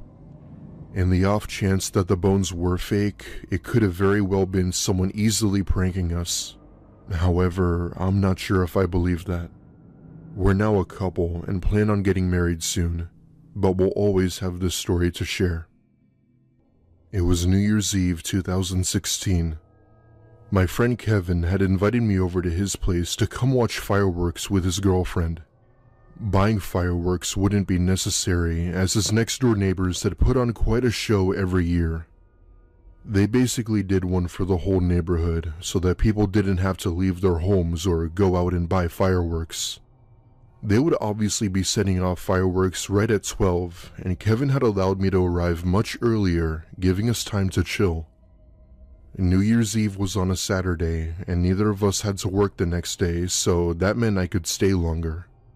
For reference, we were both in our late 20s, so naturally we were more able to stay out late. Kevin had ordered us some pizza for dinner, and even grabbed a few cold ones for the special New Year. I hadn't seen Kevin nor his girlfriend in a while, primarily due to work, so we all wanted to make this night special for the three of us. We all sat down in the living room waiting for the ball drop, which was also when the neighbors would start their fireworks. We still had a good 2 hours before the new year, and that's when Kevin said he was gonna go buy some more beers at the gas station since we didn't have enough. His girlfriend and I stayed at the house while he was out. At one point, I'm in the living room and his girlfriend is out back talking on the phone with someone. I found myself watching TV when I hear what sounded like a door shut from upstairs. This was weird, as Kevin had mentioned it would only be the three of us at his house tonight. I look at his girlfriend, but she didn't appear to hear it as she was still on the phone. The minute she got off the phone, I go up to her and ask if she heard a door close from upstairs. She replied with a no, and that it was likely the wind, as she had apparently left a window open up there earlier. That seemed to have explained it, and I went back to the living room before Kevin had come back with the remaining beers. By this point, we only had about an hour left, and we used that time to play Uno, a game both of them played every New Year's Eve as a sort of tradition. Kevin and his girlfriend were on their fourth beer, so they naturally got drunk, making everything funnier for them. Anyway, we finish the game and go outside getting ready to watch the fireworks. Keep in mind that we were so close to the neighbors that we could practically see them get ready, so we basically had front row seats. Kevin had set up his tripod and camera to film the fireworks, as he did every year. We turned on the TV outside and counted down to the new year, wishing each other great success, new memories, etc. Several fireworks began to shoot up into the sky, lighting up the night with vibrant colors with the loud sound vibrating in us. It was honestly a great experience so far, and I wanted to walk out to the backyard to get a clear shot with my phone. The whole show lasted a good 10 minutes or so, and once it was over, I turned around to face the house, and that's when I saw someone in the upstairs window. Both Kevin and his girlfriend were still on the porch, and I told Kevin to call the police and that someone was in the house. He was still a little tipsy from the alcohol, but when he snapped out of it, he ran upstairs with a kitchen knife. All the while, I was expecting to hear some sort of commotion going on, but it never did. All I heard was a few doors opening and closing and Kevin coming downstairs a few minutes later. He told us that he didn't find anyone up there and wanted to make sure if what I saw was actually a person. I told him I was sure, even by pointing out which room I saw them in, who was probably now gone. I mean, what else would it have been, I thought. Me, Kevin, and his girlfriend searched the entire house looking for the supposed intruder, but ultimately found nothing. Seeing as I had a few drinks myself while also being tired, I accepted the fact that it was all in my head at the end of the night when I went home. They didn't call the cops because, well, there really was no point. Days went by and I went on with life as usual, and I began to sort of forget about the whole thing. That was until a week later, where I received a phone call at 1 a.m. from Kevin. I was nearly half asleep at that point, but he said that he was sorry for not believing me about the person I saw on New Year's. Turns out, Kevin had gotten home from work early and caught a homeless man drinking a milk carton from his fridge. The person I saw in the window that night was him. There's really no point in explaining what directly happened after that, but let's just say Kevin took it into his own hands. The man simply admitted to sneaking into his house a day after Christmas through his garage door. His reason being because of the cold outside and wanted to find warmth. For context, we live in Wisconsin, meaning we have some of the coldest winters in the US. He was arrested and taken in, which according to Kevin didn't seem like the worst idea, as at least he'd have food and a bed. The most disturbing part, however, was that he was caught with 2 pairs of Kevin's girlfriend's underwear in his pocket. I'm guessing this was the reason as to what made Kevin did what he had to, I don't know. Kevin and I are still friends till this day, but had broken up with his girlfriend for reasons I won't go into. However, every year we still look back on this incident and will continue to do so for what may be the rest of our lives.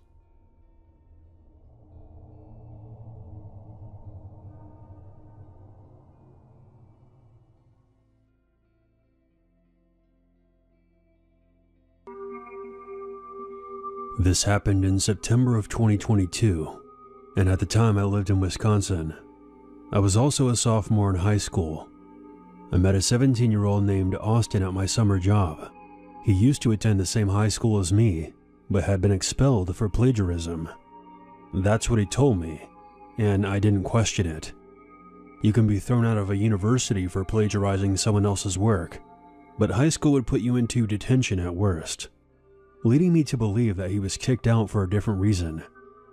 We became friendly, and he would pick me up and drop me off during the summer whenever we had work, because I didn't have a driver's license at the time. I also want to point out that it was pretty obvious that he had a crush on me, but I didn't feel the same way about him. To clarify, he insisted on giving me a ride, and I even offered to give him money to cover gas. I was not leading him on in any way. Fast forward to the 2nd or 3rd week of school. Austin and I were driving home from a party that a mutual friend from school was throwing. Again, I needed a ride. When Austin pulled up to my house to drop me off, he finally popped the question. "Hey, listen, I think you and I should go out sometime." I'm sorry, Austin. I just don't have those kind of feelings for you. I would prefer if we stayed friends." I could tell that my response really upset him. Looking back, I can see how he may have gotten the wrong idea. Please try not to judge me too harshly. The only excuse I have was that I was only a teenager back then. We waved goodbye to each other, and I went inside my house, took off my shoes, changed into my pajamas, brushed my teeth, and was ready to call it a night. Before I fell asleep, I got a text from a friend. What I read on screen is something I'll never forget. It was a paragraph-long message about how Austin had been secretly taking photos of me while I was sleeping in my bed, through my window. While that revelation was still sinking in, several photos of me sleeping came through. Apparently, Austin had been bragging about it at the party, and even showed off his collection, which found their way back to me. When you're hit with news like that, you feel cold. I knew that Austin had a thing for me, but I didn't think it would ever be something this twisted. On top of that, I was literally in the exact spot of where the photos were taken. The first thing I did was check my window and close my blinds. I then immediately sent him a text in all caps. "Never contact me again." He seemed to know right away why I said that to him, and quickly began to apologize and started playing the victim card. I felt like screaming after reading his pathetic texts, and then told him, "Lose my number and never speak to me again." Then I blocked him. I wasn't feeling tired anymore, and I got up to take some melatonin so I could fall asleep. I don't know how long I was out for, but I woke up to the sound of my window shattering. I sat up in bed to see a dark figure stepping through. I quickly got out of bed and ran toward the door. The figure moved to catch me, but slipped on a piece of broken glass and fell to the floor. When I looked back, I could see that the intruder was in fact Austin, and that he also had a knife in his hand. I started to scream hysterically. My dad quickly came out into the hallway, asking me what the hell was going on. All I could do was point to my bedroom door. When he rushed inside, Austin was gone. After I told my father who it was, he immediately called the police, and they arrived 10 minutes later, along with the paramedics. I didn't know it at first, but when I rushed out of my bedroom, my feet were cut on the broken glass. I had lost a lot of blood, and was now feeling dizzy. After I told the police my side of the story, the paramedics ended up taking me to the hospital, where I stayed overnight. It took the cops a while to track down Austin, but they eventually arrested him. During his sentencing, he addressed the court and admitted that he didn't know why he did it, and also expressed that he was in love with me. Austin was convicted of multiple felony charges. The prosecutor was able to uncover more evidence that proved he intended to kill me, so the final verdict was breaking and entering and attempted first-degree murder. A year later, he successfully appealed the murder charge. I don't know all the details, but his mental health and lack of criminal record before that night played a major factor. Austin is currently serving a 16-year prison sentence. Although justice has been served, I still get very skittish whenever I meet new people, especially men. I know I sound crazy, but I still have a lot of PTSD over what happened that night. I hope Austin goes to hell for what he did. My wife passed away over 15 years ago, caused by a drunk driver. After mourning for several long years, I decided that I'd try online dating to get my dating life back up and running. This was in the early 2000s, so the world of online dating was just being introduced.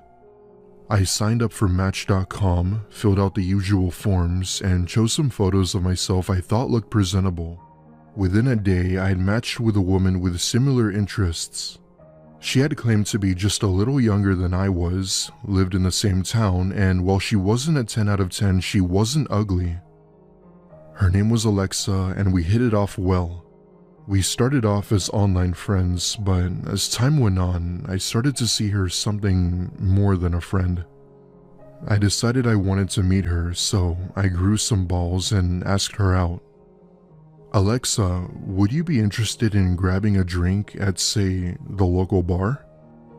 Alexa replied saying that she'd be happy to. She knew of my family's situation about the passing of my wife, so she was very patient and understanding with me. The local bar is this country-styled pub where everyone in town hangs out. Before social media, the bar is how you knew where everyone was at. It was sort of the spot that only locals knew about. Our town doesn't get many tourists, so everyone pretty much knew each other. The bar is also a major gossip spot. We're a small town, so there are no secrets. Even the state police stop there, as well as truckers and stuff like that. I made a few trucker friends here and there and pretty much got along with everyone. Alexa and I agreed to meet the next day, so I had to make sure I was ready for it. I haven't been on a first date in years, so I was understandably nervous as hell. I got cleaned up, made sure I had enough money, car was cleaned, and the usual pre-date preparations. The bar is only about 5 minutes from my house, so I get there a few minutes early to get situated. When I walk in and look around, Alexa was nowhere to be seen. I assume she must have been running late, so I took that chance to find a table and text her saying that I was here. Everyone in the bar began to stare and make comments on how I was dressed. The server, Gabriella, was a 19-year-old college student who is also the owner's daughter. Remember when I said the bar is a gossip spot? If you want to know what's going on, you ask Gabby. When times were slow at the bar, Gabby would go online and dig up some research about criminals and anything weird that goes on. They even have a bulletin board with pictures of all criminals and local pedophiles. Like I said, small town, no secrets. Gabby comes over to me commenting about the way I was dressed and asked if I was on a hot date. When I told her that I was, she had asked if she could see a picture of my lady friend, and when I showed her, she got this strange look on her face. She muttered a nice comment and left to go get my drink. This was unusual for Gabby because she chats everyone's ears off. So much that she sometimes forgets to give people their orders. I got a message from Alexa saying she was 10 minutes away and that she was caught in traffic. It was then when I noticed Gabby talking to other patrons, only for all of them to constantly glance over to me with this look I can't even explain.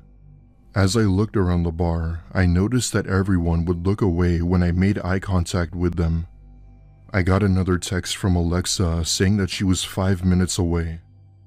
Gabby comes back with my drink and asks if she could see the picture of Alexa again. I gladly showed her. After seeing it again, she asks me, "You know who that is, don't you?" It's Alexa," I replied. That's a guy dressed up as a woman. This guy likes to stalk people and lure them into taking people's money. He got out of jail 6 months ago for good behavior." I blurted out a "what the hell" as she said this. As it turns out, this guy enjoyed seeking pleasure of preying upon lonely men, just like me. He was the black sheep from a very influential family that had relatives in law enforcement, local papers, county councils, the judicial system, and even school board positions. Alexa was charged with both stalking men and women on dating sites and would sometimes even go into their homes only to steal all of their valuables. Apparently, he even broke into the victims' homes before targeting them. From what Gabby had told me, he was in jail for 2 years and was released but given a deal from the county attorney's office with the following conditions. 1. Not to use dating sites. 2. Mandated management counseling to control his impulse. 3. To wear a monitoring device so he couldn't go back to his victims' homes. 4. Never to contact any of the victims. 5. He would be on probation for 4 years. Gabby had told me that she had called the police as this guy wasn't supposed to be on any dating sites. The police also requested for me to act calm and natural until they got there. I thought to myself, act calm? How the hell am I supposed to remain calm when this guy is dressed up like, and sounds like, a woman was hitting on me? I was beyond furious. I couldn't even find the right words to use to describe what I was feeling. However, I wanted to keep the peace, so I tried to pull myself together not to erupt into a raging madman. Right then, I received another text from her saying she was parking, and it was at that point where I wanted to go outside and kill the bastard. Gabby had told me that one of the truckers would protect me if things went south. A few seconds later, the door to the bar opened and the woman from Match.com appeared. A dead silence came over the bar. I waved half-heartedly while trying to keep my composure so I wouldn't find myself breaking his jaw. Gabby very formal and politely walks up to Alexa asking if she needed a table.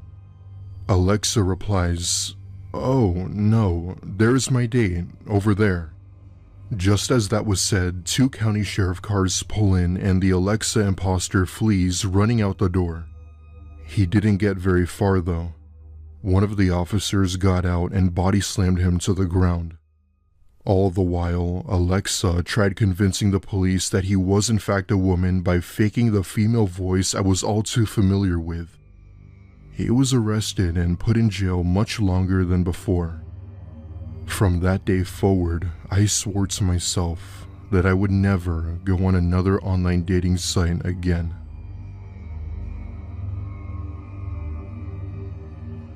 I'm a 20-year-old college student, and this recently happened to me a few months ago.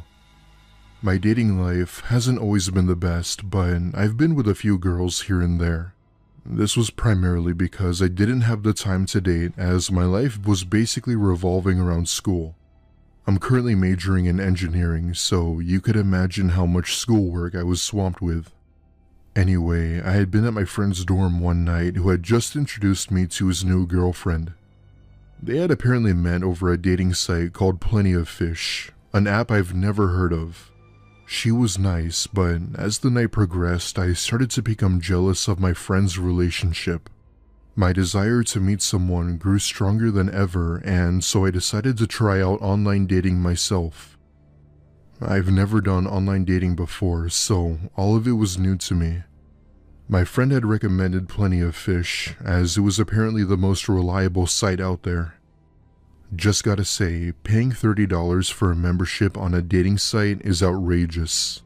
I paid the fee and began creating my profile with info and pictures of me. The first week on the app, I matched with absolutely no one. The very few women I did match with either didn't bother messaging me back or were bots. This was one of the big reasons as to why I was not a fan of online dating. Reliable my ass. After a few days of getting basically zero attention, I sort of stayed off the app for a good while and continued with my normal life. About 2 weeks later, I'm at the movies with my friends when I get a notification from Plenty of Fish. I open the message to see that I had matched with this really cute girl who was just a bit younger than I was. She attended the same university as me and didn't live too far. She had messaged me wanting to know more about me and referred to me as a hunk. Hunk is slang for basically saying someone is attractive or good looking. Being the ecstatic guy I was, I gladly reply and tell her more about myself. My friends make a few comments about her, telling me how I was lucky and how I'd get laid. The usual comments close friends would sort of make. The person I had matched with was named Samantha, and we really seemed to connect. She was a gamer like myself, and we both shared similar interests, which is what made us connect even more. We chatted through the app for a good few days and eventually led to SMS. Nothing was out of the ordinary, just casual talk and the iMessage games we played. However, little did I know that would all change in just one night when Samantha started being sexual with me. Of course, being the hormone-filled young adult I was, I decided to play along. We played it safe by sending photos of us removing our clothing until I eventually sent her a nude. Nothing really happened the rest of the night, but I noticed that she wasn't texting me the next day at all. This was unusual for her, as she's normally very responsive and fast. At one point, I was sitting at my desk studying for my midterm when I received a call from her. She had never called me before, so I was kinda surprised, but picked up and greeted her. There was a long pause before I hear someone on the other end. However, on the other end was not Samantha at all. The voice on the other end was a man's voice saying, "What are pictures of you doing on my 15-year-old daughter's phone?" I felt my blood run cold and hung up the call immediately and deleted everything dating related from my phone. I was in a panic as I knew hanging up was the wrong move. Did this girl lie about her age? Was I a victim of some sort of trick? Then, all of a sudden, a text from her contact pops up that read, "You better call me back or you'll be in a prison cell within an hour." All I can remember was explaining to the supposed father that I didn't know she was underage and that her profile said she was 19.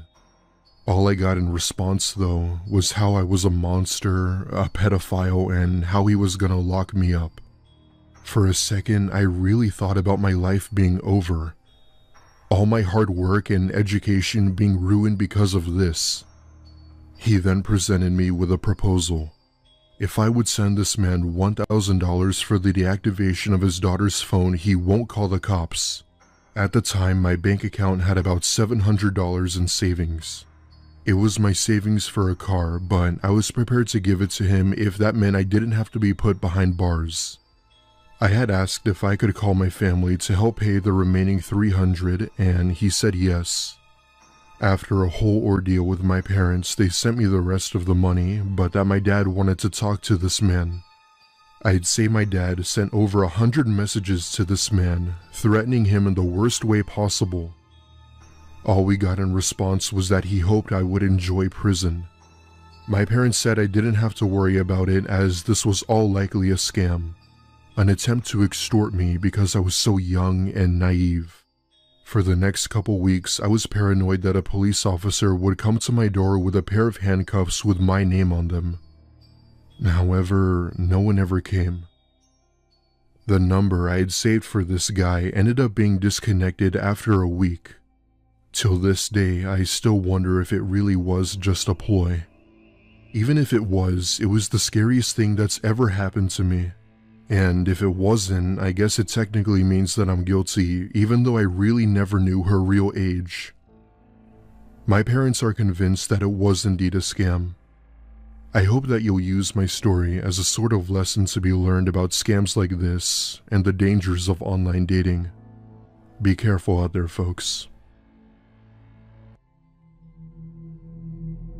For the past year, I've been on a lot of online dating apps nonstop. I had recently broke up with my boyfriend due to his toxic behavior and knew I had to find someone else who would benefit me in life. Being a girl who had already graduated college, it was hard to find new people, so I turned to online dating. Sites like Tinder, OkCupid, Bumble, etc. One day, I had matched with a guy named Zach on Tinder who I enjoyed talking to really well. Based on his profile picture, he seemed cute and confident about his career and hobbies. We had messaged back and forth, and at one point he wanted to meet me. I've never been involved with the dating life since college, so I was very nervous. I told him that he could come over to my house as my parents were out of town and we could have the place to ourselves. He agreed with that idea and made plans for him to come over during the weekend. When the day finally came to meet Zach, I cleaned the house, dressed nice, and even made some fresh brownies for us. Fast forward to 3 p.m., I hear a knock at the door and go over to open it. Standing at the front of the door was a man I had never seen before greeting me. However, it was not at all Zach, and he didn't even look like him. He wore torn and dirty clothing and looked like he hadn't been to the gym in years. When I questioned him about why he lied about the photos, he said that was actually pictures of his nephew. At this point, I'm immediately creeped out, but I didn't want to be rude and kick him out. We both agreed to watch a movie on the couch, and I made sure to stay far away from him as possible. During the movie, I felt his eyes stare at me in this weird way I didn't understand. It was as if he were staring through my soul. It came to a point where I made up a lie saying that my parents were coming home and that he had to leave. Thankfully, he respected this and got up to leave. Before he did, he took out a pocket knife and said something that made my skin crawl. I could have killed you today, Ashley. He jokingly chuckled as he made his way out of my house and into his old pickup truck. I never heard from Zach again, but this is one of the creepiest moments I've ever experienced. I'm now more aware of online dating, and I'll just stick to meeting people in real life. Last year, I went on a road trip with my girlfriend.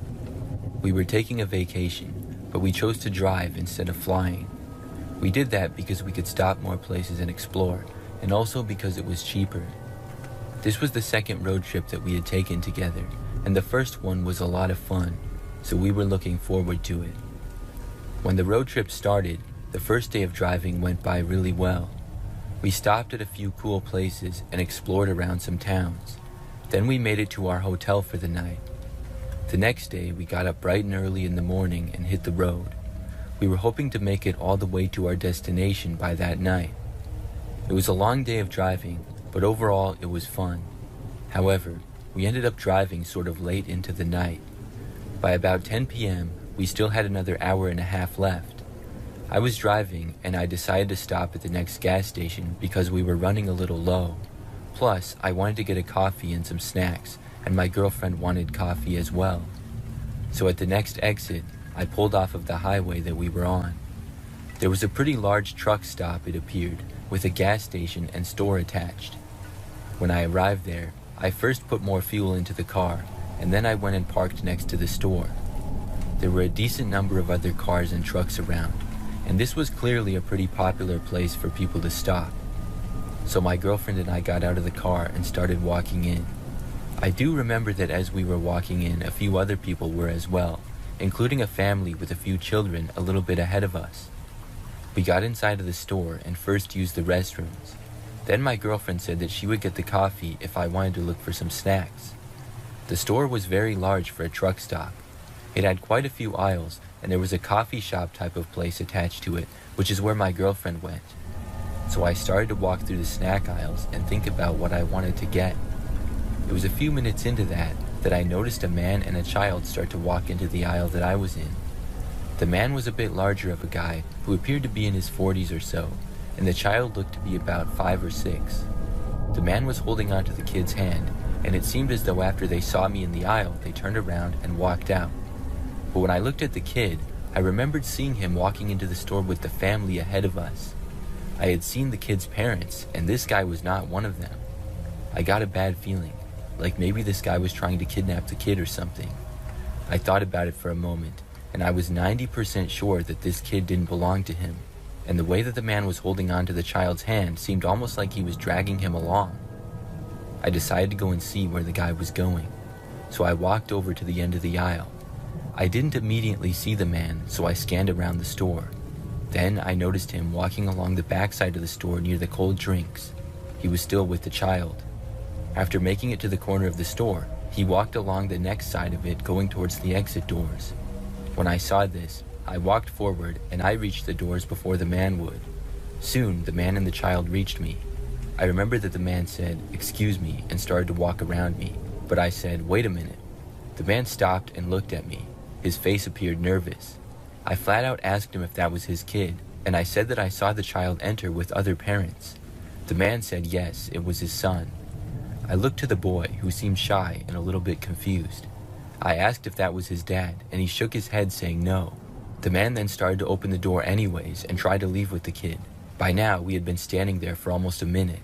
I spoke louder, saying that I just wanted the other people to come over and confirm if it was their kid or not. Before I got done speaking though, the man suddenly let go of the child and just ran out the door. I watched him walk at an extremely fast pace to this old-looking van and get inside of it. I tried looking for the license plate number, but I couldn't see good enough. Then I walked with the child around the store until we finally found his parents. When I found them, I told them what happened. They were obviously upset, but also grateful. The parents had 3 other kids, and one of the older children apparently was supposed to be watching the younger one. I'm not sure where the man had come from, but I'm really glad that he didn't leave with the child. The police got called, and there was a big investigation. My girlfriend and I then went back onto the road.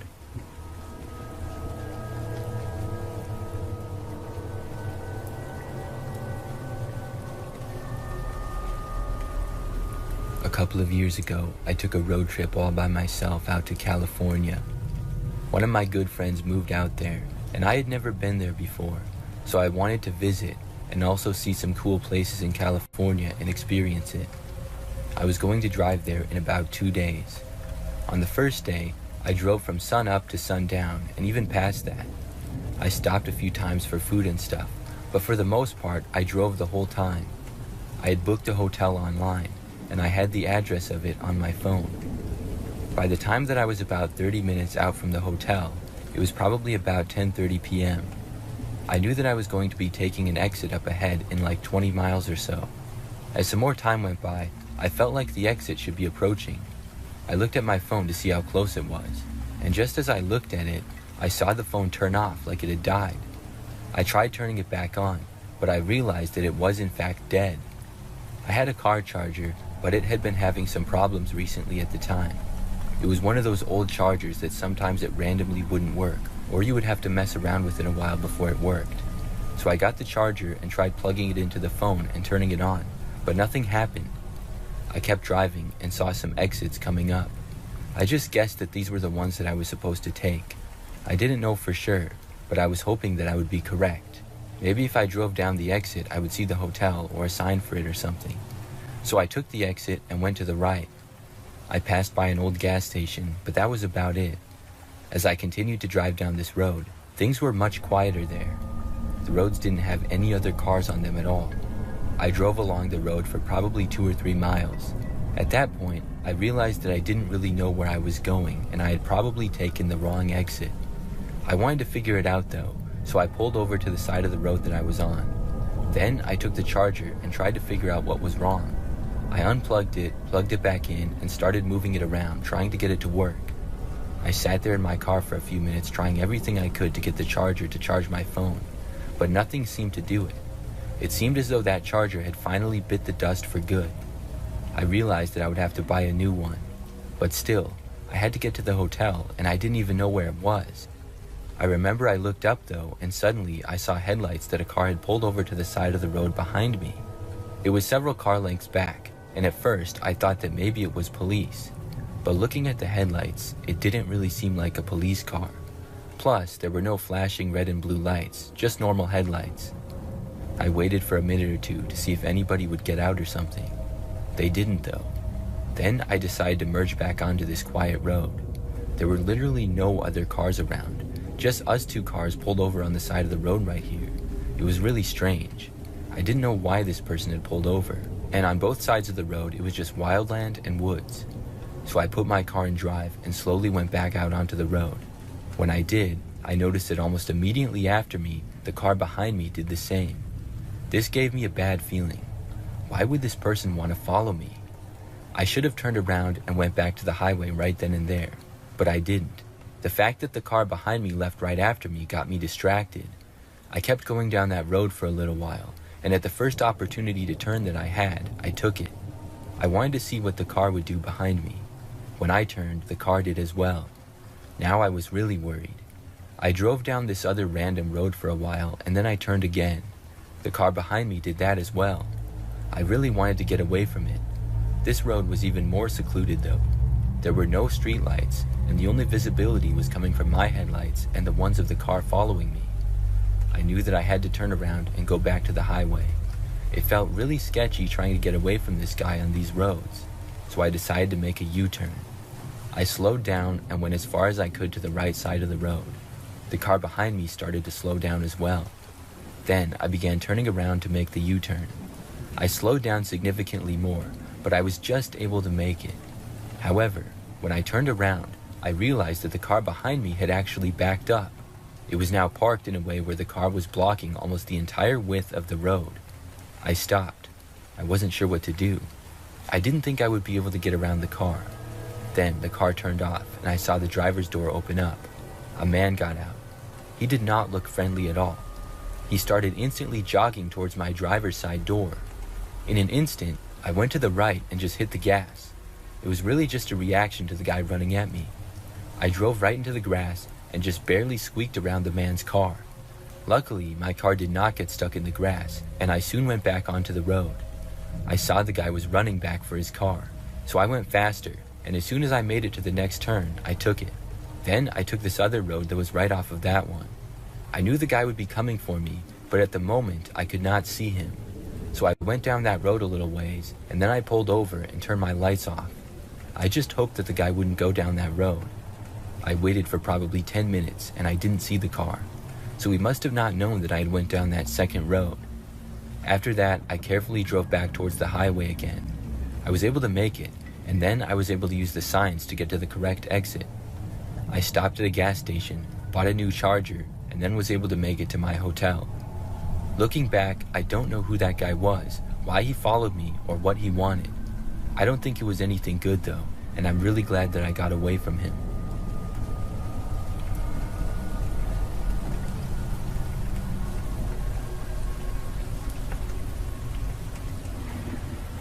I'm a female, and I went to a college that was really far away from where I was from. It was several states away, and every time I went to and from college, it would be a bit of a road trip. One time in particular, I was coming home for the summer. It was a 10-hour drive, and there were actually a couple of times where I did the whole drive in one day, but this time I was going to be making it in 2. I was going to stop at a hotel when it got really late. So that first day, I drove for a really long time until it got late and I couldn't go any further. I was really tired, and it was probably like 11 o'clock. I was still a good 4 hours or so from home, so I decided to stop for some sleep.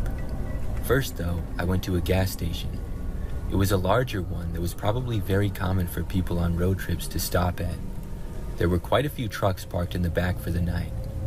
I had to use the restroom, so I parked and got out, then went inside of the store. There were a few other people inside, probably on road trips like me. I remember that after using the bathroom, I got an energy drink, and I saw that there was just one person working at the registers. There was a line of a few people waiting to check out. So I got in line, and then I remembered that this one guy got in line behind me.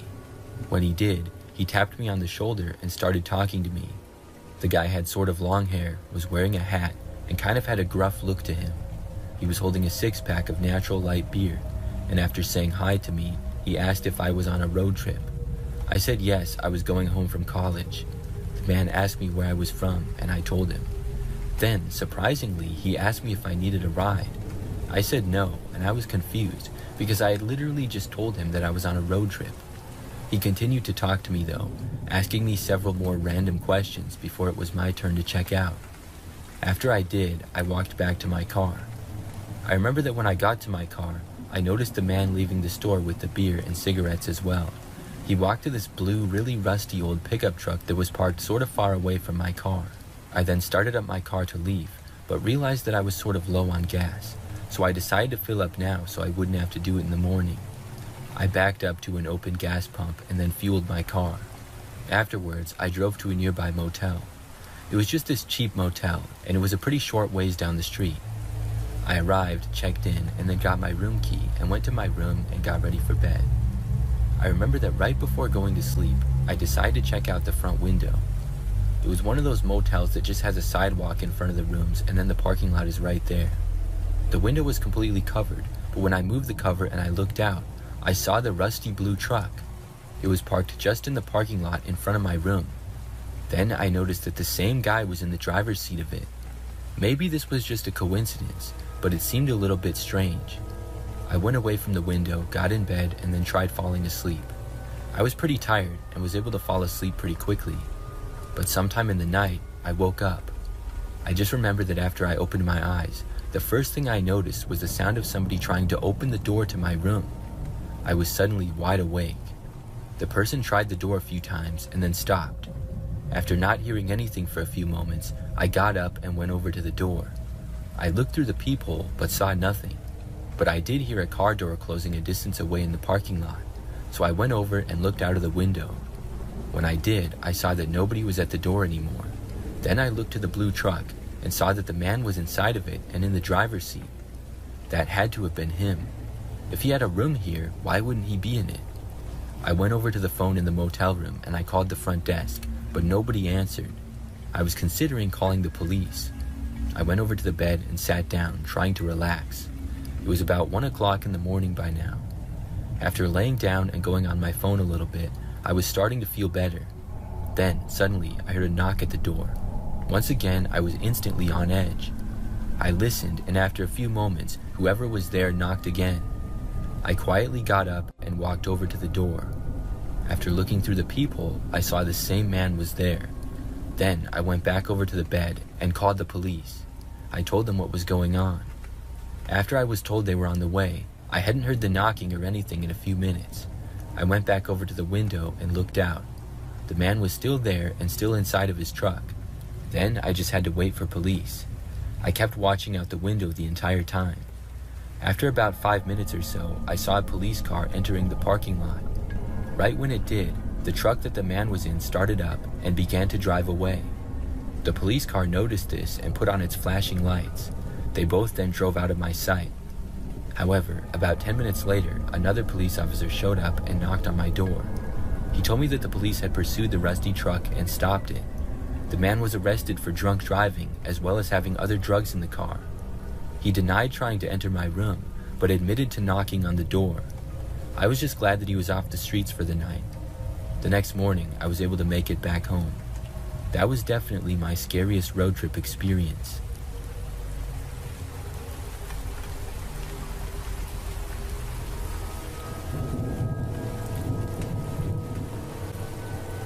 A few years back, I went on a road trip. I travel quite a bit for work, and I end up driving all around the country.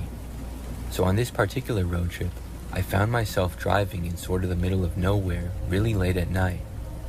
I'm pretty good at staying awake and driving at all kinds of hours, but I need the help of caffeine to do so. So when I sensed that I was starting to get a little bit sleepy, I knew that I needed to stop. If I got out of the car, walked around a little, and had a caffeinated beverage, I would be fine. So after driving down the highway for a few more miles, I saw the sign for a rest stop up ahead. I was happy to see this, and I pulled off. This rest stop was right off the highway, and I mean literally right off of it. The exit went right into the parking lot, and then you had to go back onto the highway. There were no other roads. There was also a small woods in the area of land between the stop and the highway. When I pulled in, I noticed that there were 0 other cars around. The rest stop building was also fairly small. I parked my car right in front of the building, got out, and looked around. It was really dark, but there was one dim street lamp a little ways away. Around the building was a little bit of open grass, and then woods on basically all sides of it. The cool air outside felt refreshing, and after stretching my legs, I walked inside of the rest stop. It was an older building. Inside, there was a small lobby with a vending machine and some maps. The restrooms were straight ahead, and then to the right, there was what appeared to be an old restaurant. It was one of those small pizza places that you would sometimes see in rest stops or travel centers, but it was now abandoned, and it looked like it had been for several years. It was sort of spooky. After briefly looking around inside, I figured that I would get something from the vending machine, but first I went into the restroom and used it. While I was in there, I heard footsteps outside in the lobby of the rest stop building. I figured somebody else had stopped. The person did not enter the restroom though. When I came out of the restroom like 30 seconds later, I didn't see anybody. I went over to the vending machine, got a drink, and then casually walked around a little. I looked out the window and then noticed that my car was still the only one in the entire parking lot. This was strange. I was sure that I heard somebody else inside the building, but where would they have come from? I walked over to the abandoned restaurant, and when I did, I thought I saw somebody moving quickly behind the old counter. It was really dark over there, so I didn't see well. But if somebody was over there and seemingly hiding, I didn't want to get involved. I decided at that point to just leave. So I turned and I started walking for the doors. When I was almost there though, I heard footsteps behind me, like whoever was back there was now leaving as well. After I got out of the doors and was approaching my car, I heard the person leave as well, and they seemed to be moving quickly. I stopped and turned around to look at them.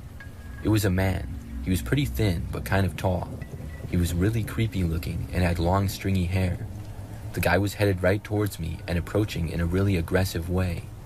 I wouldn't be able to get inside my car on time before he reached me, so I decided to just run. I turned and I just sprinted through the parking lot. I ran all the way to the other side. At first, the guy started chasing after me, but he soon stopped. When I got to the far end of the parking lot, I turned around and I looked. The man was standing right next to my car. I couldn't go back to it. I kept walking, and then I went into the grass. Then I entered the woods. I just wanted to get out of the guy's view. After walking through the thick woods for a little while, I called 911. After speaking with the operator, I told them my location and what was going on. Then I waited. I could not see the guy from where I was because I was that deep in the woods. Finally, I could sort of see flashing red and blue lights. I came out from the woods and I saw a police car next to my car. An officer left his vehicle and started walking behind the building. After a while, he came back over to me. He said that when he got there, he thought he saw somebody running behind the building. He went back there though and couldn't find the person. He figured they were deep in the woods by then. I talked to him about the situation. He said that he would call another nearby unit and they would check behind the building again, but that I could go. So after that, I was on my way. I'm not sure if the police found the man or not. I'm guessing that he was going to try to steal my car, but who knows? I'm really glad that I got away from him.